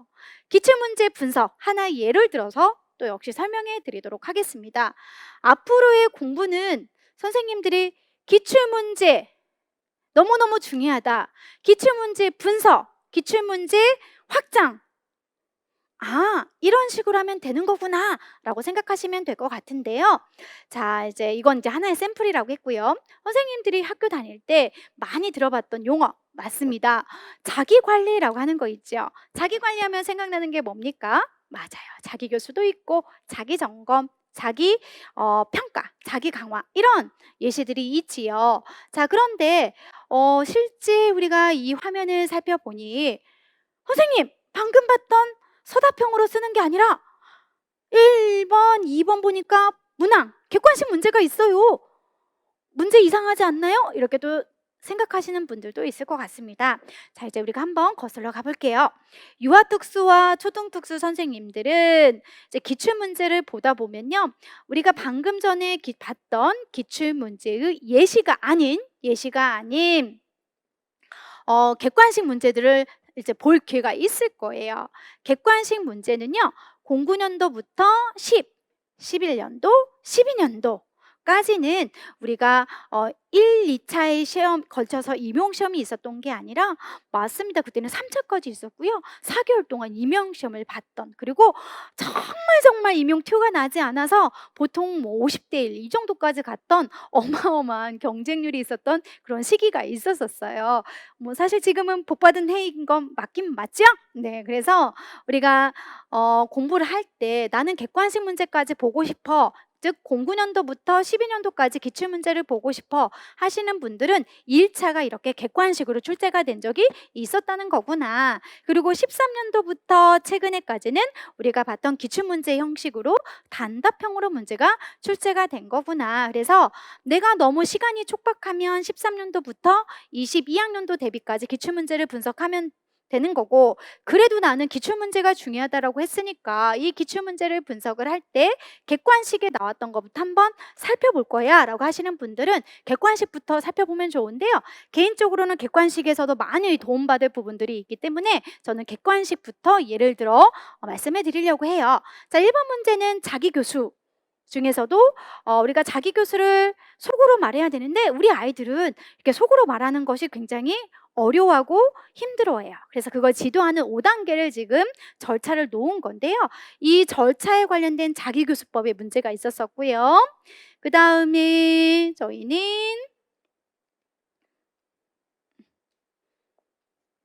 보면 자기점검, 자기교수, 그리고 자기강화, 한 가지가 더 빠졌다면 자기평가, 이런 용어가 있어요. 그래서 우리는 자기교수, 자기점검, 자기평가, 자기강화를 큰 틀의 자기관리 안에 포함되어 있는 굉장히 중요한 용어로 봐요. 그러면 우리는 이런 중요한 용어들을 이미 한번 훑어본 거고, 선생님이 아까 객관식 문제도 있었다고 하지만 서답형으로 문제가 출제가 됐던 게 13년도부터라고 했는데 왜 여기에는 추시라는 용어가 붙었을까? 궁금하시죠? 네. 우리가 아까 09년도부터 12년도까지는 너무 많이 우리가 임용의 특수교사는 필요한데 경쟁률은 굉장히 셌지만 뽑지 않았을 때 해였어요. 그러다 보니 그때는 유아특수 같은 경우는 뭐 전국에 4명 뽑기도 하고, 그리고 초등특수 같은 경우는 뭐 경기도 같은 경우는 지금 200명 이상 뽑지만 10명 뽑아도 많이 뽑고 막 이럴 때였기도 했었습니다. 그러다 보니 특수교사가 정말 현장에 많이 필요한데 많이 없잖아요. 많이 뽑지 않으니까. 그래서 우리 많이 뽑아야 된다라고 해서 교수님들과 학생들이 뭐 많이 노력을 하셔서 1년에 2번 시험이 있었던 적이 있었습니다. 그때가 13년도이고요. 그래서 13년도 상반기에 봤던 시험을 우리는 추시시험이라고 하고, 선생님들이 이 추시시험은요, 특히 이제 우리가 기출문제라고 한다면 추후에 기출문제는 도대체 어디 있을까라고 할 때 교육과정 평가원에 들어가시고 기출문제에 들어가셔서 유아특수든 초등특수든 중등특수든 기출문제를 찾아서 저희가 살펴보면 되는데, 이 추시는 교육과정평가원에서 주최한 것이 아니기 때문에 국립특수교육원이라고 하는 사이트에 들어가야만 이 추시에 관련된 문제들을 저희가 살펴볼 수가 있는데요. 특히 유아, 초등, 중등 공통적으로 반가로 1번 문제를 보시면 자기교수법의 5단계 문제가 출제가 됐었던 적이 있었습니다. 이 5단계를요, 제가 3가지 측면에서 설명을 해드리려고 해요. 아이고, 잠시만요. 자꾸 이게 왔다 갔다 하는데, 아이고. 자, 첫 번째 한번 볼까요? 자, 이 5단계를 놓고 자, 기출문제를 풀자 라고 하는 것은요, 1번의 답을 쓰면 되는 거예요. 그래서 큰 소리로 과제 수행하는 모습을 교사가 보여주면 돼요. 시범 보여주면 돼요. 그다음에 동그라미 2번은 작은 소리로 자기 교수 내용을 말하면서 교사가 보여준 걸 그대로 해주면 돼요. 이건 기출문제를 말 그대로 푸는 거예요. 그런데 이제 2번째는요, 기출문제를 분석을 해야 되는 거예요. 자, 기출문제를 분석한다는 건 이 지문을 그대로 두면 안 되는 거예요. 내가 출제자가 된다라고 생각하시고요. 그럼 만약에 2단계에서 학생과 교사를 물어볼 때 답은 어떻게 써야 되는 걸까? 자, 그 다음에 예를 들면 3번째하고 4번째 단계를 비교하라고 하면 어떻게 출제가 될까? 큰 소리고 여기는 작은 소리로 아이를 지도하는 거구나. 그런데 또 여기를 보니까 교사에 해당하는 행동이, 교사학습 활동이 똑같은 단계 명칭을 쓰라! 라고 하면 어떻게 문제가 출제가 될까? 큰 소리와 작은 소리로 지도하는 3단계, 4단계를 보니 관찰하고 피드백을 한다. 관찰하고 피드백을 한다. 결국은 똑같은 교사의 역할이 3단계, 4단계 이 명칭을 쓰라고 문제가 출제가 될 수도 있겠구나. 자, 그 다음에 또 보자. 1, 2, 3, 4라고 하는 단계가 있는데 여기에서는 교사, 학생 다 있어. 그런데 여기 교사의 역할이 없죠. 그래서 선생님들이 문제를 볼 때도 자기교수 5단계 중에서도 뭐 교사의 역할이 빠진 해당하는 단계의 명칭을 써라. 뭐 이런 식으로도 문제가 출제가 될 수도 있고, 아까처럼 비교하라고 문제가 출제가 될 수도 있고, 가로를 뻥 뚫려놓고 학생과 교사의 역할을 쓰라고 할 수도 있고, 이런 것이 결국 기출문제를 분석을 하는 거구나 라고 생각하시면 돼요. 그래서 실질적으로 이 하나의 자기교수법 5단계를 놓고요, 내가 철저하게 하나씩 다 빈칸을 만들어 놓고 비교하는 것까지 하면 생각보다 시간이 오래 걸립니다. 그런데 이런 기출문제라고 하는 분석은요, 반드시 선생님들이 하셔야만 당연히 고득점으로 갈 수 있고 효율성 있게 공부하는 게 결국 기출문제 분석이다 라고 생각하시면 될 것 같고요. 자, 그 다음에 넘겨서 또 볼까요? 자, 넘겨서 보시면 우리가 아까 샘플로 잠깐 살펴봤는데 15년도 초등에 자기교수에 대한 문제가 또 나왔어. 그럼 자기교수의 문제 1, 2, 3, 4. 그럼 선생님들이 머릿속에 교사와 학생의 역할이 뭐가 있었지? 왜 앉아? 교사, 학생이 뭐가 있었지? 이런 것들이 계속 머릿속에 떠올라야 되는 거고요. 물어보는 문제를 보니까 니은에 해당하는 활동이다. 가로에 들어갈 교사 활동. 아까 뭐였습니까? 관찰하고 피드백, 그거 그대로 쓰면 되는 거죠. 그 대신 이제 선생님들이 이미 철저하게 분석했으면 이 지문을 또 바로 놔두지 마시고 계속 우리는 이제 어차피 반복의 연속일 거예요. 1, 2월달, 3, 4, 5, 6 결국 시험 보기 전까지 계속 반복의 연속으로 갈 것이기 때문에 처음에는 좀 힘들어도 여기에 다 하나씩 13년도 유초 중에 나왔던 것처럼 선생님들이 하나씩 다 써보는 연습을 지속적으로 하셔야 되고요. 자, 5번에서 보니까 18년도 유아에 또 나왔습니다. 보면 자기교수 또 나왔죠. 그럼 여기서는 교사밖에 없네요. 그럼 선생님들은 학생 이를 관찰하고 관찰한다 이런 것도 써보셔야 되고, 외연적 지도라고 해서 단계의 내용을 보면 교사도 나오고 민수의 역할도 있구나. 그다음에 외연적 자기지도 이미 여기에서 나왔던 문제인 거지요. 어디에 나왔나요? 맞습니다. 초등에 나왔던 문제가 그대로 지금 나온 거지요. 그래서 살펴보시면 여기에 걱정하지 마시고 외연적 자기지도 뭐지? 그럼 4단계 힌트. 점점 작은 목소리인데 아까 뭐였어요? 여기를 큰 목소리, 점점 작은을 큰 목소리.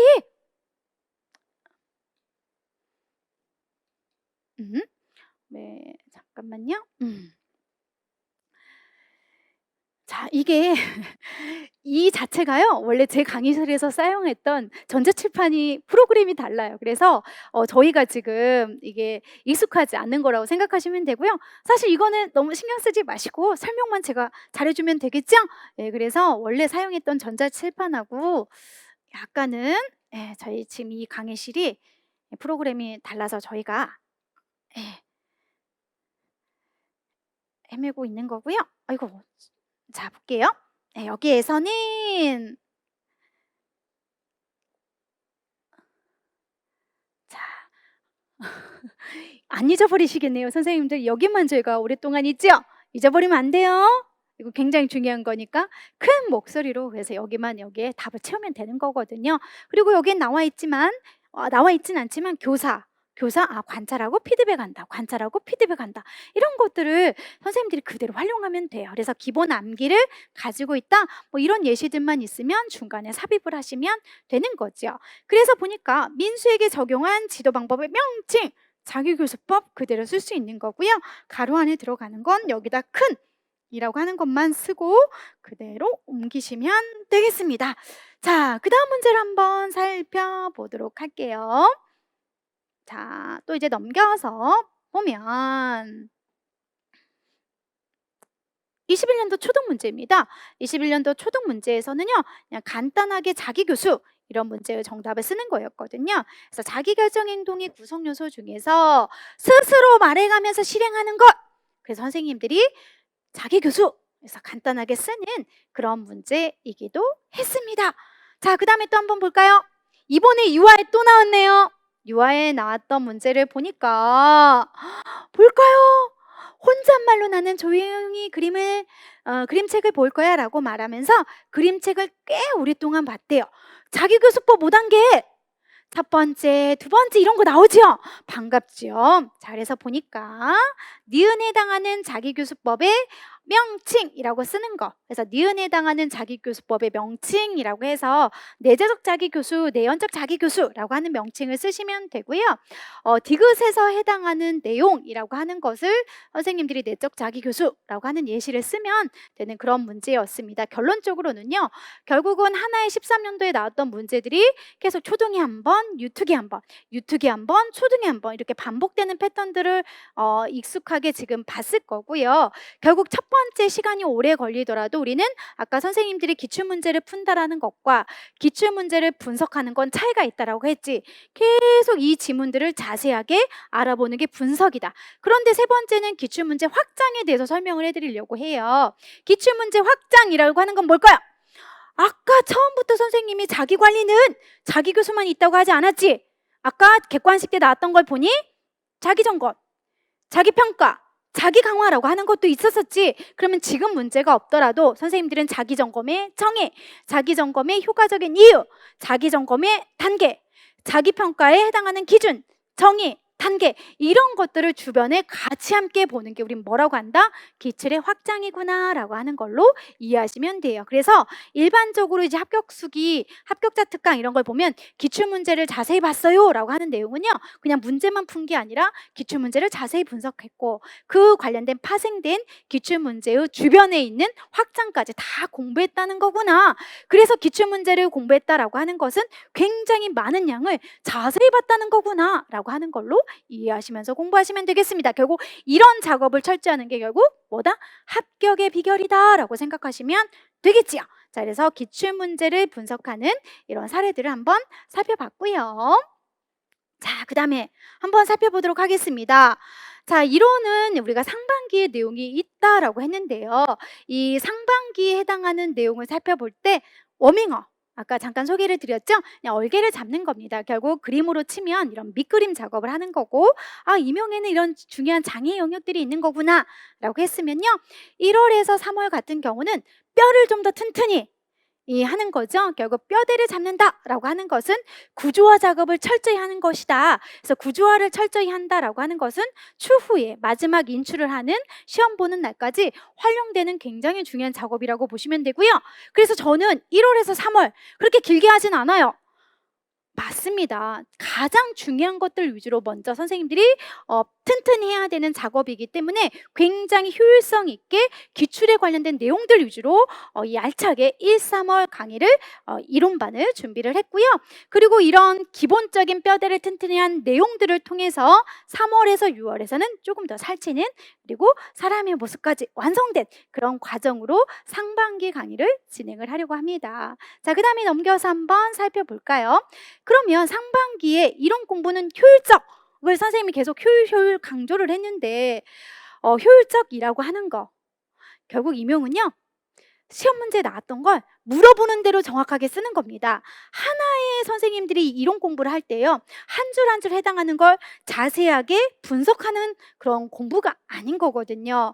실질적으로 임용 공부를 할 때 제 제자들 중에 안타깝게 이제 안 된 학생들을 살펴보면 머릿속에 굉장히 아는 지식들은 많습니다. 아는 지식들은 많은데요, 그거를 임용 문제와 매치를 시킬 때 물어보는 내용을 정확하게 인출하지 못하거나 잘 쓰지 못해서 안타깝게 안 된 제자들이 많아요. 그건 왜 그럴까요? 결국 임용은 학문을 하는 게 아니라요, 맞습니다, 기출에 관련된 내용들을 물어보는 걸 정확하게 핵심 키워드가 들어가면서 쓰는 게 임용의 합격의 비결입니다. 그래서 이론 공부는 효율적으로 하는 거고, 그 내용의 방향과 깊이를 제가 제시해주는 대로 따라오기만 하면 되는 겁니다. 자, 그 다음에 넘겨서 한번 살펴볼까요?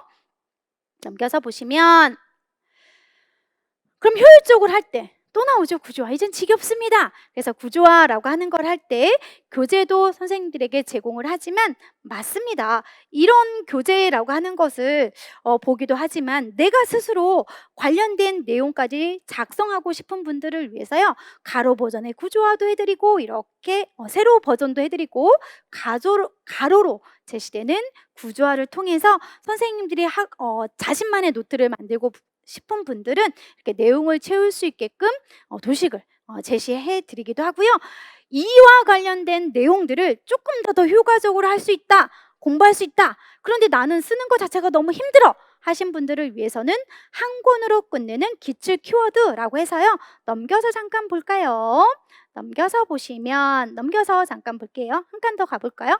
이렇게 샘플 예시가 있습니다. 그래서 원인, 해당하는 기출에 나왔던 중요한 내용들의 개념들, 그리고 바로 옆에 기출문제를 확인할 수 있게끔 만들어주는 이 책이에요. 그래서 이 책은 아까 말씀드린 대로 모든 수강생들, 합격한 선배님들이 이 자료는 너무너무 필요한 자료이기도 하고, 실제 이 자료를 가지고 내가 필요할 부분들은 추가시키기도 하고, 아니면 이 자료 안에서 체크하는 방식으로 공부하셔도 되고요.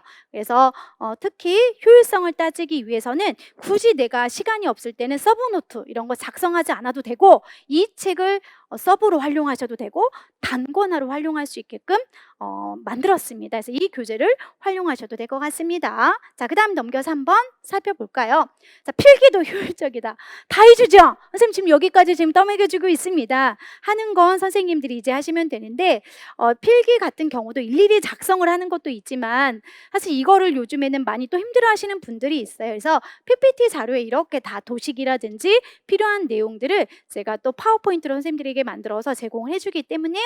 관련된 인용들을 선생님들이 묶어서 공부를 하셔도 되겠습니다. 그래서 이렇게 또 제시가 되고요. 결론적으로 상반기는 기본 이론반. 그래서 저는 짧게 필요한 것만 효율적으로 지도하는 방법으로 선생님들에게 이론반을 개설을 했고 10년 이상 이 방법을 했을 때 굉장히 효율성이 있다. 그리고 이것만 해도 충분하다라고 하는 의견을 많이 얘기를 해줍니다. 그리고 선생님들이 이런 기본 내용에서 이제 살을 찌워야 되는 아까 그림 생각나시죠? 그러다 보니까 더 많은 내용들을 심화, 확장하기 위해서 저는 기출문석이라든지 강론에 필요한 자료들을 제공해주는 그러한 커리큘럼을 조금은 더 길게 잡았습니다. 근데 굉장히 이제 만족도가 높고요. 실질적으로 이 방법이 굉장히 효과가 있었다라고 합니다. 그래서 상반기는 이렇게 커리를 저는 짰고요. 그 다음 이제 문제풀이 하반기입니다. 자, 그림을 한번 살펴보면 이미 내가 이제 완성된 사람인 거고 내가 공부를 할 때도 있고 이 몸으로 운동을 할 때도 있고 뭐 공부를 역시 뭐 하나 뭐 다른 색깔이긴 하지만 수학도 열심히 할 수도 있고요. 여러 가지 율동도 할 수가 있어요. 이거는 각각의 장애 영역이라고 생각하시면 될 것 같아요. 내가 이론을 배웠던 상반기의 내용들을 얼마나 어떤 영역에서 잘 되고 있는지 인출하는 게 하반기 때는 반드시 필요합니다.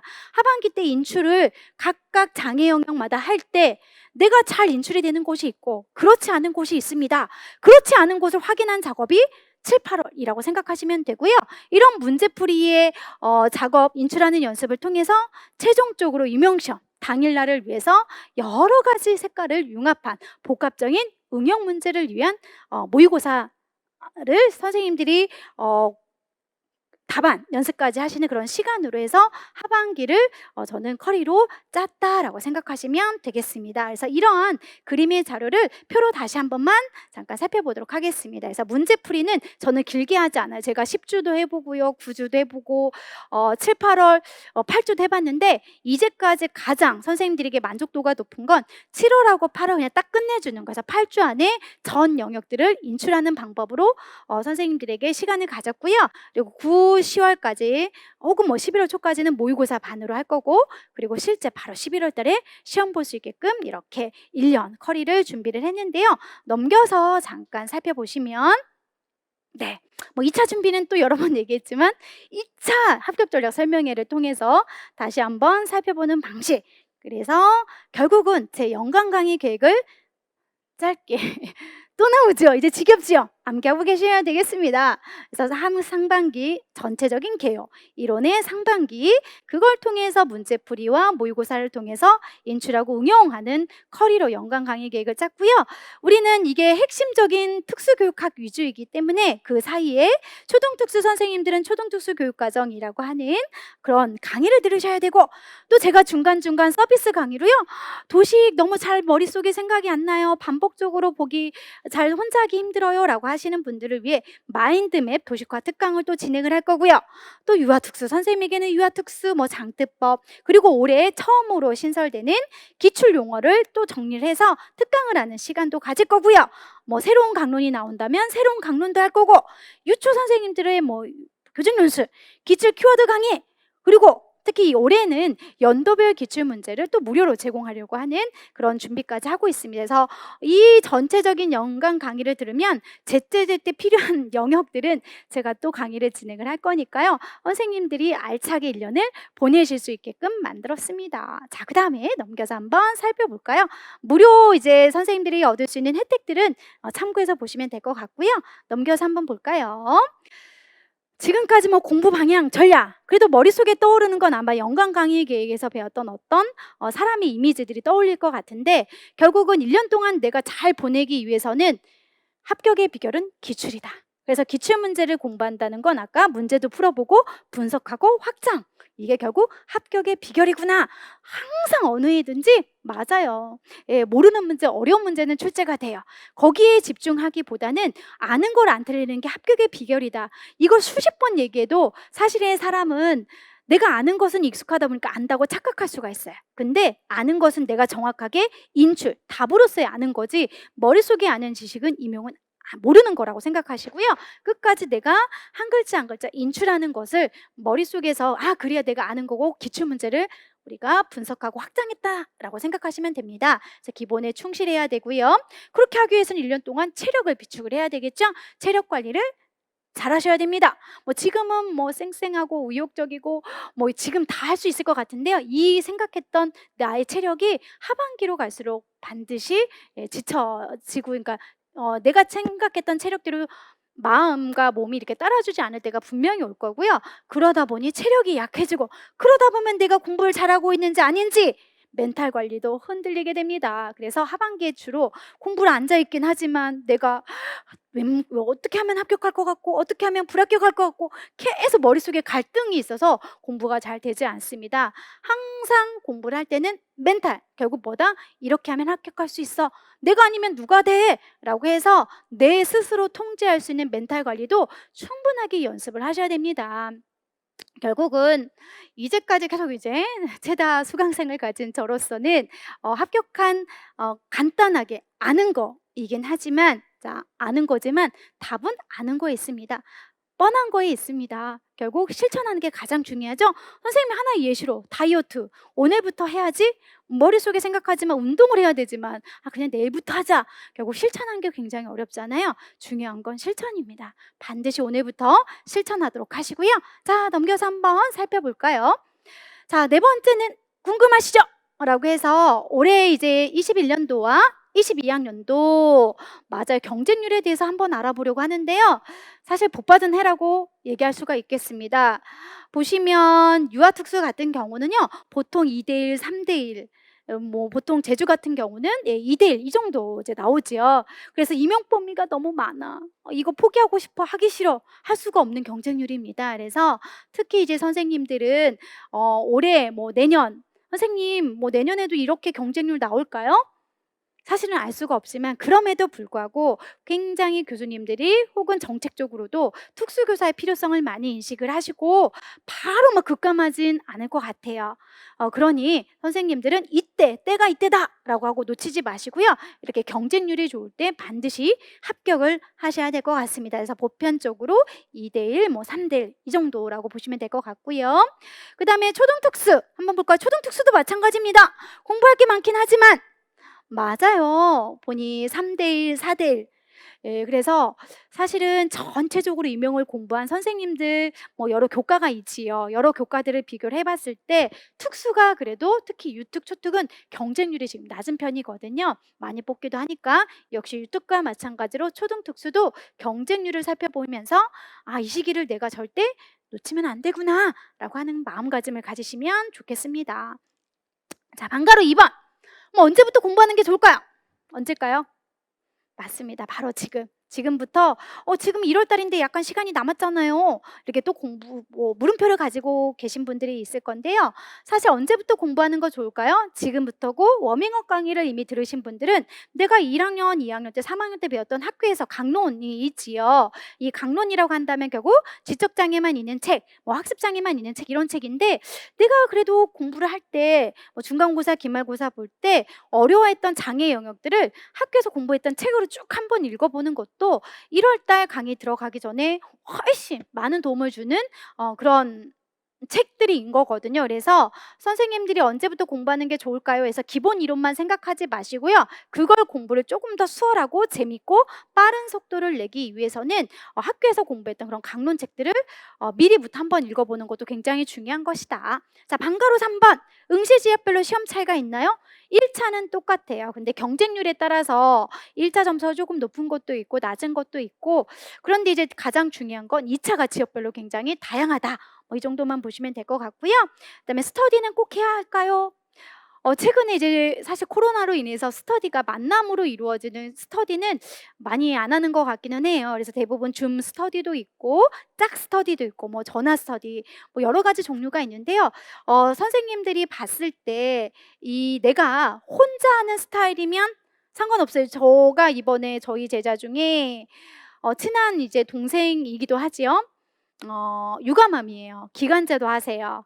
그리고 실제 아들하고 딸도 있어요. 살림도 하고. 결국 육아, 살림, 기간제 일까지 하지요. 근데 임용 공부했는데요. 컷에서 20점 이상 지금 높은 점수를 얻어서 합격한 제자가 있습니다. 결국은 뭐냐면 그 선생님은 내가 할 시간에 집중적으로 효율적으로 해서 스터디 없이 공부를 하신 분이에요. 왜냐하면 상황 자체가 누군가 조율할 수 있는 그런 시간들이 많이 나오지 않기 때문에 그렇게 공부를 한 사람도 있고, 또 때에 따라서는 내가 혼자 스케줄을 짜서 공부하는 게 힘들기 때문에 여러 명이서 같이 으쌰으쌰 하면서 스터디를 할 경우도 있고, 결국 나의 성향을 반드시 파악을 한번 해보는 게 무엇보다 중요하다. 나의 성향을 파악했을 때 누군가가 으쌰으쌰 해주면 같이 하는 게 훨씬 더 스터디는 효과가 있을 거고요. 내가 스스로 할 수 있는 장독립적인 사람이라고 한다면 스터디는 뭐 필요할 때 전화 스터디 혹은 만나서 하는 짝 스터디 이런 식으로 간단하게 해도 좋을 것 같습니다. 자, 직강, 인강 뭐가 낫나요? 뭐 직강을 들어도 합격한 선생님들도 많고 인강을 들어도 합격한 선생님들도 많고, 그런데 이것도 약간 성향인데요. 굉장히 내 스스로가 민감한 사람이 있지요. 특히 이제 모의고사 같은 경우는 직강으로 많이 오는 이유가 실제 시험은 실제 장소에서 보잖아요. 그러면 내가 예측하지 못한 상황들을 직강으로 오면 많이 연습을 할 수가 있거든요. 뭐 누군가가 다리를 떤다든지, 누군가가 기침을 한다든지, 누군가가 연필을 볼펜으로 이렇게 쓰는 소리가 너무 나한테는 자극적인지, 이런 것들을 조금은 순화할 수 있는 게 이제 직강이긴 한데요. 내가 조금은 민감한 사람이라면 직강을 조금은 모의고사 시기에 연습을 하는 것도 굉장히 좋기는 합니다. 그래서 직강인강 이거는 뭐 사람의 스타일에 다른데, 민감한 사람은 직강도 한번 경험해 보는 게 좋다라고 말씀을 드린 거고요. 많이 물어봐요. 서브노트 단권화 어떻게 하면 좋나요? 저는 개인적으로 지금 대부분은 임용을 준비하는 4학년 올라가는 선생님들이 대부분 이 강의를 많이 들을 거라고 생각을 하기 때문에 정답은 없습니다. 하지만 효율성, 여러 번 얘기했죠. 서브노트라고 하는 것은 내가 주어지는 강사님의 책을 일일이 필기하면서 나만의 노트를 만드는 작업인데요. 제가 안타깝게 안 된 제자들을 보면 그 서브노트만 완벽하고 예쁘게 작성을 하려고 해서 서브노트만 정리하는 사람들이 많아요. 그러니까 서브노트만 뭐 이것도 집어넣고 저것도 집어넣고 작성하다 보니까 벌써 시험 보는 날짜가 와서 난 이제까지 서브노트만 정리했구나, 이렇게 해서 안타깝게 불합격한 또 우리 제자들도 굉장히 많거든요. 결론적으로는 서브노트는 재수 이상 분들은 이미 한번 쭉 돌아봤기 때문에 내가 어떤 부분에 중요한 영역이 들어갈지 파악할 수가 있어서 굉장히 효율성 있게 할 수는 있지만, 최근에는 시간이 많이 없어요. 내가 이 서브노트를 작성할 시간이 어디 있습니까? 그래서 아까 뭐 단거나 해당하는 기출 키워드를 활용하셔도 되고요. 저는 최근에는 그래서 4학년 선생이라면 있는 책을 활용해라, 일일이 쓰지 말고 그 있는 책에서 단권하는 게 훨씬 더 효과적이다라고 말씀을 드립니다. 그럼 단권화는 무엇인가요? 라고 또 많이 물어보는데요. 이 단권화는 우리가 추후에 제가 이제 책에 관련된 내용도 잠깐 안내를 해드릴 거예요. 그때 다시 한번 설명해 드리도록 하겠습니다. 자, 그 다음에 단권화는 아까 말씀을 드린다고 했고, 주요 강론 책들 궁금하죠? 네, 이것도 많이 물어보시더라고요. 그래서 강론 서적들을 한번 저희가 알아보려고 합니다. 자, 이제 저는 제 책을 위주로 끝내주는 기본 이론이라고 하는 3권 학원인데, 올해는 좀 달라질 것 같아요. 1, 2, 3, 4로 해서 제가 조금은 변화를 주는 걸로 했는데요. 내용의 변화보다는 선생님들이 많이 이제 요구를 하신 게 기출문제도 같이 봤으면 좋겠다라고 해서 예시로 기출문제까지 들어간 책 작업을 지금 하고 있고요. 그래서 끝내주는 기본 이론으로 1에서 3월 내용이 들어가는 교재로 활용하고요. 그리고 영역별하고 연도별을 선생님들이 많이 물어봐요. 영역별이라고 하는 것은 정신지체면 즉 지적장애면 지적장애, 그다음에 뭐 학습장이면 학습장애 이렇게 각각 영역별로 들어간 기출문제집이라고 보시면 되고, 이런 기출문제집은 제가 상반기에 기출문제를 분석하고 심화를 할 때 많이 활용하는 그런 책이기도 합니다. 특히 이제 제 이 책의 강점을 볼 때는 기출문제의 영역이라고 했을 때 지적장애만 막 무자비로 섞어놓은 건 아니고요. 묶었어요. 정의면 정의, 뭐 원인이면 원인. 그러니까 유아에 나왔던 거, 초등에 나왔던 거, 중등에 나왔던 거, 이게 훨씬 더 시야가 확장된다라고 얘기도 하더라고요. 그래서 상권학원으로 이루어졌지만 이것도 올해는 제가 책을 좀 개정을 하려고 하고요. 그다음에 연도별은 실제 선생님들이 이제 해마다 나왔던 유아특수, 초등특수, 중등특수 이러한 연도별 문제를 생각을 하시면 돼요. 그래서 이거를 주로 상반기 하기보다는 하반기 때 많이 합니다. 왜냐하면 유초 중에 나왔던 각각 영역별을 선생님들이 공부하려면 실제 시험은 연도별로 나오기 때문에 유아특수, 내가 초등특수여도 유아특수 한번 문제 풀어보고 중등특수 문제를 한번 풀어보고, 그래야 어떤 돌아가는 패턴들을, 아 이거 유특에 나왔었지? 근데 아직 초등에는 안 나왔어. 그럼 초등에도 나올 수 있겠구나. 중등에도 아직 안 나왔네? 그러면 중등에는 유초에 나왔지만 아직 나오지 않는 것들을 또 흐름을 파악하면서 선생님들이 연습을 할 수가 있거든요. 그래서 기출문제집 연도별이라고 하는 것도 선생님들이 이제 하반기 때 내가 많은 내용들을 알고 인출을 할 때 이제 풀어보는 그런 내용인데, 사실 이 연도별이라고 하는 것 자체가 계속 얘기하지만 초등특수라고 해서 초등특수 문제 풀지 마시고요. 유초중을 관련된, 내가 초등이면 관련된 거 풀어보시고 중등이면 중등된 관련된 문제들을 유초 가져와서 다 풀어보셔야 훨씬 더 시야가 훨씬 더 확장되고 문제 유형들을 파악할 수가 있다.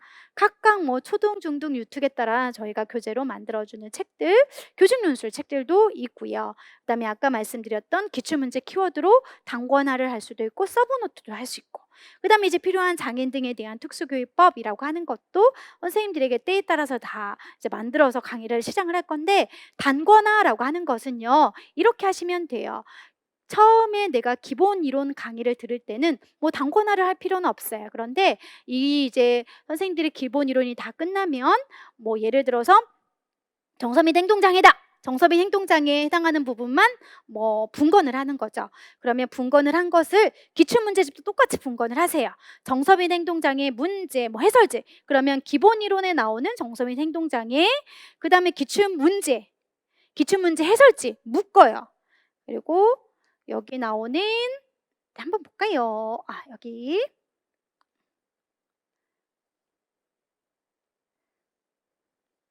정서및 행동장애 내용, 이걸 각각 묶어서 공부를 가지고 다니시면 내용도 보지, 기출문제 풀어보지, 확장할 내용들 해설지에 다 있지, 이런 식으로 단권화를 하시면서 공부하시는 분들 많거든요. 그래서 오히려 4학년 선생님이라고 한다면, 처음 공부하시는 분들이라면 서브노트보다는 저는 단권화가 더 효율적이고 더 빨리 효율성 있게 공부하는 방법이다라고 하는 것을 말씀드리고 있습니다. 주로 임용이 많이 나오는 강론의 서적입니다. 그래서 지금 이 시간 기본 이론 들어가기 전에 자기가 학교 다녔을 때 겹쳐지는 책들이 있다면 선생님들이 쭉 한번 참고해서 보시면 좋을 것 같고요. 만약에 굳이 똑같은 책이 아니어도 내용이 큰 변화는 없으니까 선생님들이 장애 영역에 따라서 쭉 한번 읽어보시는 걸 추천합니다. 근데 주로 이제 정서 및 행동장애는 윤점영 교수님 하고요.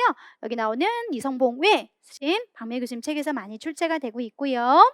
자폐 스펙트럼 장애라고 하는 것은 자폐성 장애 학생 교육이 최근에는 많이 나오고, 그 전에 이제 기출문제를 보면 신영기 교수님 책인 이 자폐 스펙트럼 장애 학생 교육의 실체에서 많이 출제가 됐습니다. 자, 지적장애 전국의 모든 특수교육과가 다 이 책으로 공부하는 것 같은데요. 여기에서 항상 해마다 출제가 되고 있고요.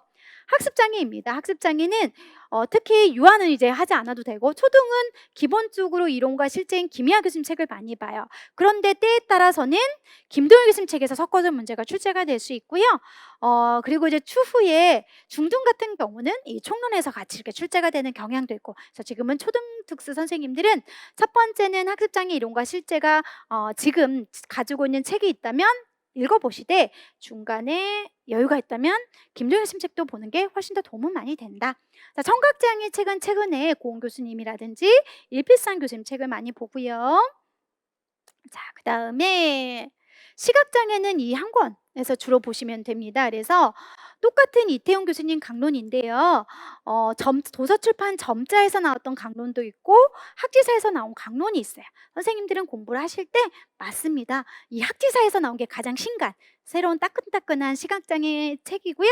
다 여기서 시험 문제가 출제가 되고 있으니까 이 시각장애 책을 참고해서 보시면 좋을 것 같고, 행동수정은 대부분 유초니까 여기 나오는 양미열 교수님 책을 다 학교에서 많이 공부를 하고 계신 책으로 알고 있습니다. 그래서 이 행동지원이고요. 또 역시 강사는 뭐 필요한 것들은 제때제때 다 해주니까 저 같은 경우도 필요한 부분은 응용행동 분석에 나온 자료들을 또 계속 제시하면서 수업을 진행할 예정이고요. 자, 지체장애는 대부분 박은혜 교수님 책에서 주로 필독인 거고, 이게 11월 말 정도에 따끈따끈하게 나왔던 새로운 지체장애 학생 강론입니다. 그래서 저는 추후에 이 책으로 이제 신강론 테마라고 해서 선생님들에게 또 강의를 진행할 예정이긴 해요. 지금은 그렇게 하고, 또 그 사이에 또 뭐 새로운 책들이 나오면 특강으로 또 준비를 하려고 하고요. 자, 그 다음에 이제 의사소통은 주로 유초 선생님들은 여기 나오는 고은 교수님 책 위주로 많이 공부를 하고요. 그다음에 사전과 평가는 이승희 교수님 책, 공학은 여기 나오는 김용욱 외 교수님이 쓰신 책으로 주로 많이 임용해 서적을 많이 봅니다. 그리고 이제 한 가지 선생님들이 그러면 선생님, 서준 선생님 거 강의를 보니까 1, 2, 3 기본 이론도 있지만 주요 강론을 보는 그런 강좌도 있던데 그건 뭐예요? 라고 많이 물어봐요. 선생님들이 이제 기본 이론도 보지만 사실 기본 이론 책은 시험 문제 나왔던 기출을 내용을 알아야 되는 어떤 개념들을 했기 때문에 여러 교수님들이 나왔던 강론들을 제가 짜집기를 해 놓은 거란 말이죠. 그러다 보니까 선생님들이 조금만 더 이거를 이해를 가지고 넓게 보고 싶은 분들이 또 의견을 제시해 준 게, 중요한 책 위주로 강론 하나씩 쭉 훑어보는 것도 같이 보면 도움이 될 것 같습니다라고 하는 의견도 있었었고요. 아니면 선생님들이 제가 미리 중간고사, 기말고사 공부할 때, 학교 다닐 때 이 책을 한번 훑어보고 중간고사, 기말고사 보니까 훨씬 더 도움을 많이 받았어요 라고 하는 의견들이 있더라고요. 그래서 결국은 1, 3월의 기본 이론도 있지만 필요한 선생님들은 중요 강론 짚어보기라고 해서 책 6권을 선정해서 제가 강의를 한 내용도 있습니다. 이 강론은요, 제가 처음부터 모든 장애 영역을 한 것은 아니고요. 공부를 하다 보면 어려운 영역들이 중간중간 고비가 와요. 특히 뭐 학습장애, 의사소통장애, 지체장애, 뭐 중간에 시각장애, 청각장애, 행동수정, 이런 대표적으로 어려워하는 것들 대표서적으로 제가 강론을 짚어보는 커리도 있으니까요. 선생님들이 또 중간고사, 기말고사 지금 미리 강의가 열려져 있으니까 이걸 기본 이론 듣기 전에 한번 참고하실 분들은 이 강의를 한번 도움을 받으셔도 될 것 같습니다. 그래서 이 강론에 해당하는 서적은요, 아까 말씀드린 대로 학습장애 대표적인 김희아 교수님 책, 그 다음에 청각장애 고은 교수님 책, 그리고 시각장애 이태용 교수님 책, 행동수정, 그리고 지체장애 책 등을 6권 정도를 제가 강의로 했으니까 참고해서 봐주시면 되겠습니다. 이제 거의 막바지네요. 마지막 한번 볼까요? 자, 이 그림 떠오르는 게 뭡니까? 보면 이제 가족끼리 화목한 그런 사진, 석양을 바라보고 있는 모습인데요.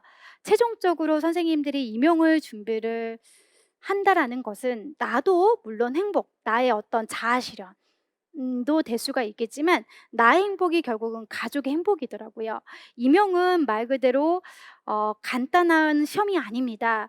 1년 동안 장기적으로 가야 되기 때문에 이때 수많은 감정을 조절하면서 여러 가지 관련된 내용도 공부하고 실제 내 자신을 통제하지 못할 그런 힘든 슬럼프가 오기도 하는 그런 시기가 분명히 있거든요. 그럴 때마다 나의 가족들의 사진들, 그리고 나로 인해서 행복한 부모님들, 여러 가지 공부를 할 때 내가 자극으로 삼을 수 있는 그러한 것들을 꼭 만드셔야 됩니다. 그래서 저는 이제 저도 아침부터 저녁까지 일을 계속 하다 보면 사실 힘들 때가 굉장히 많은데요.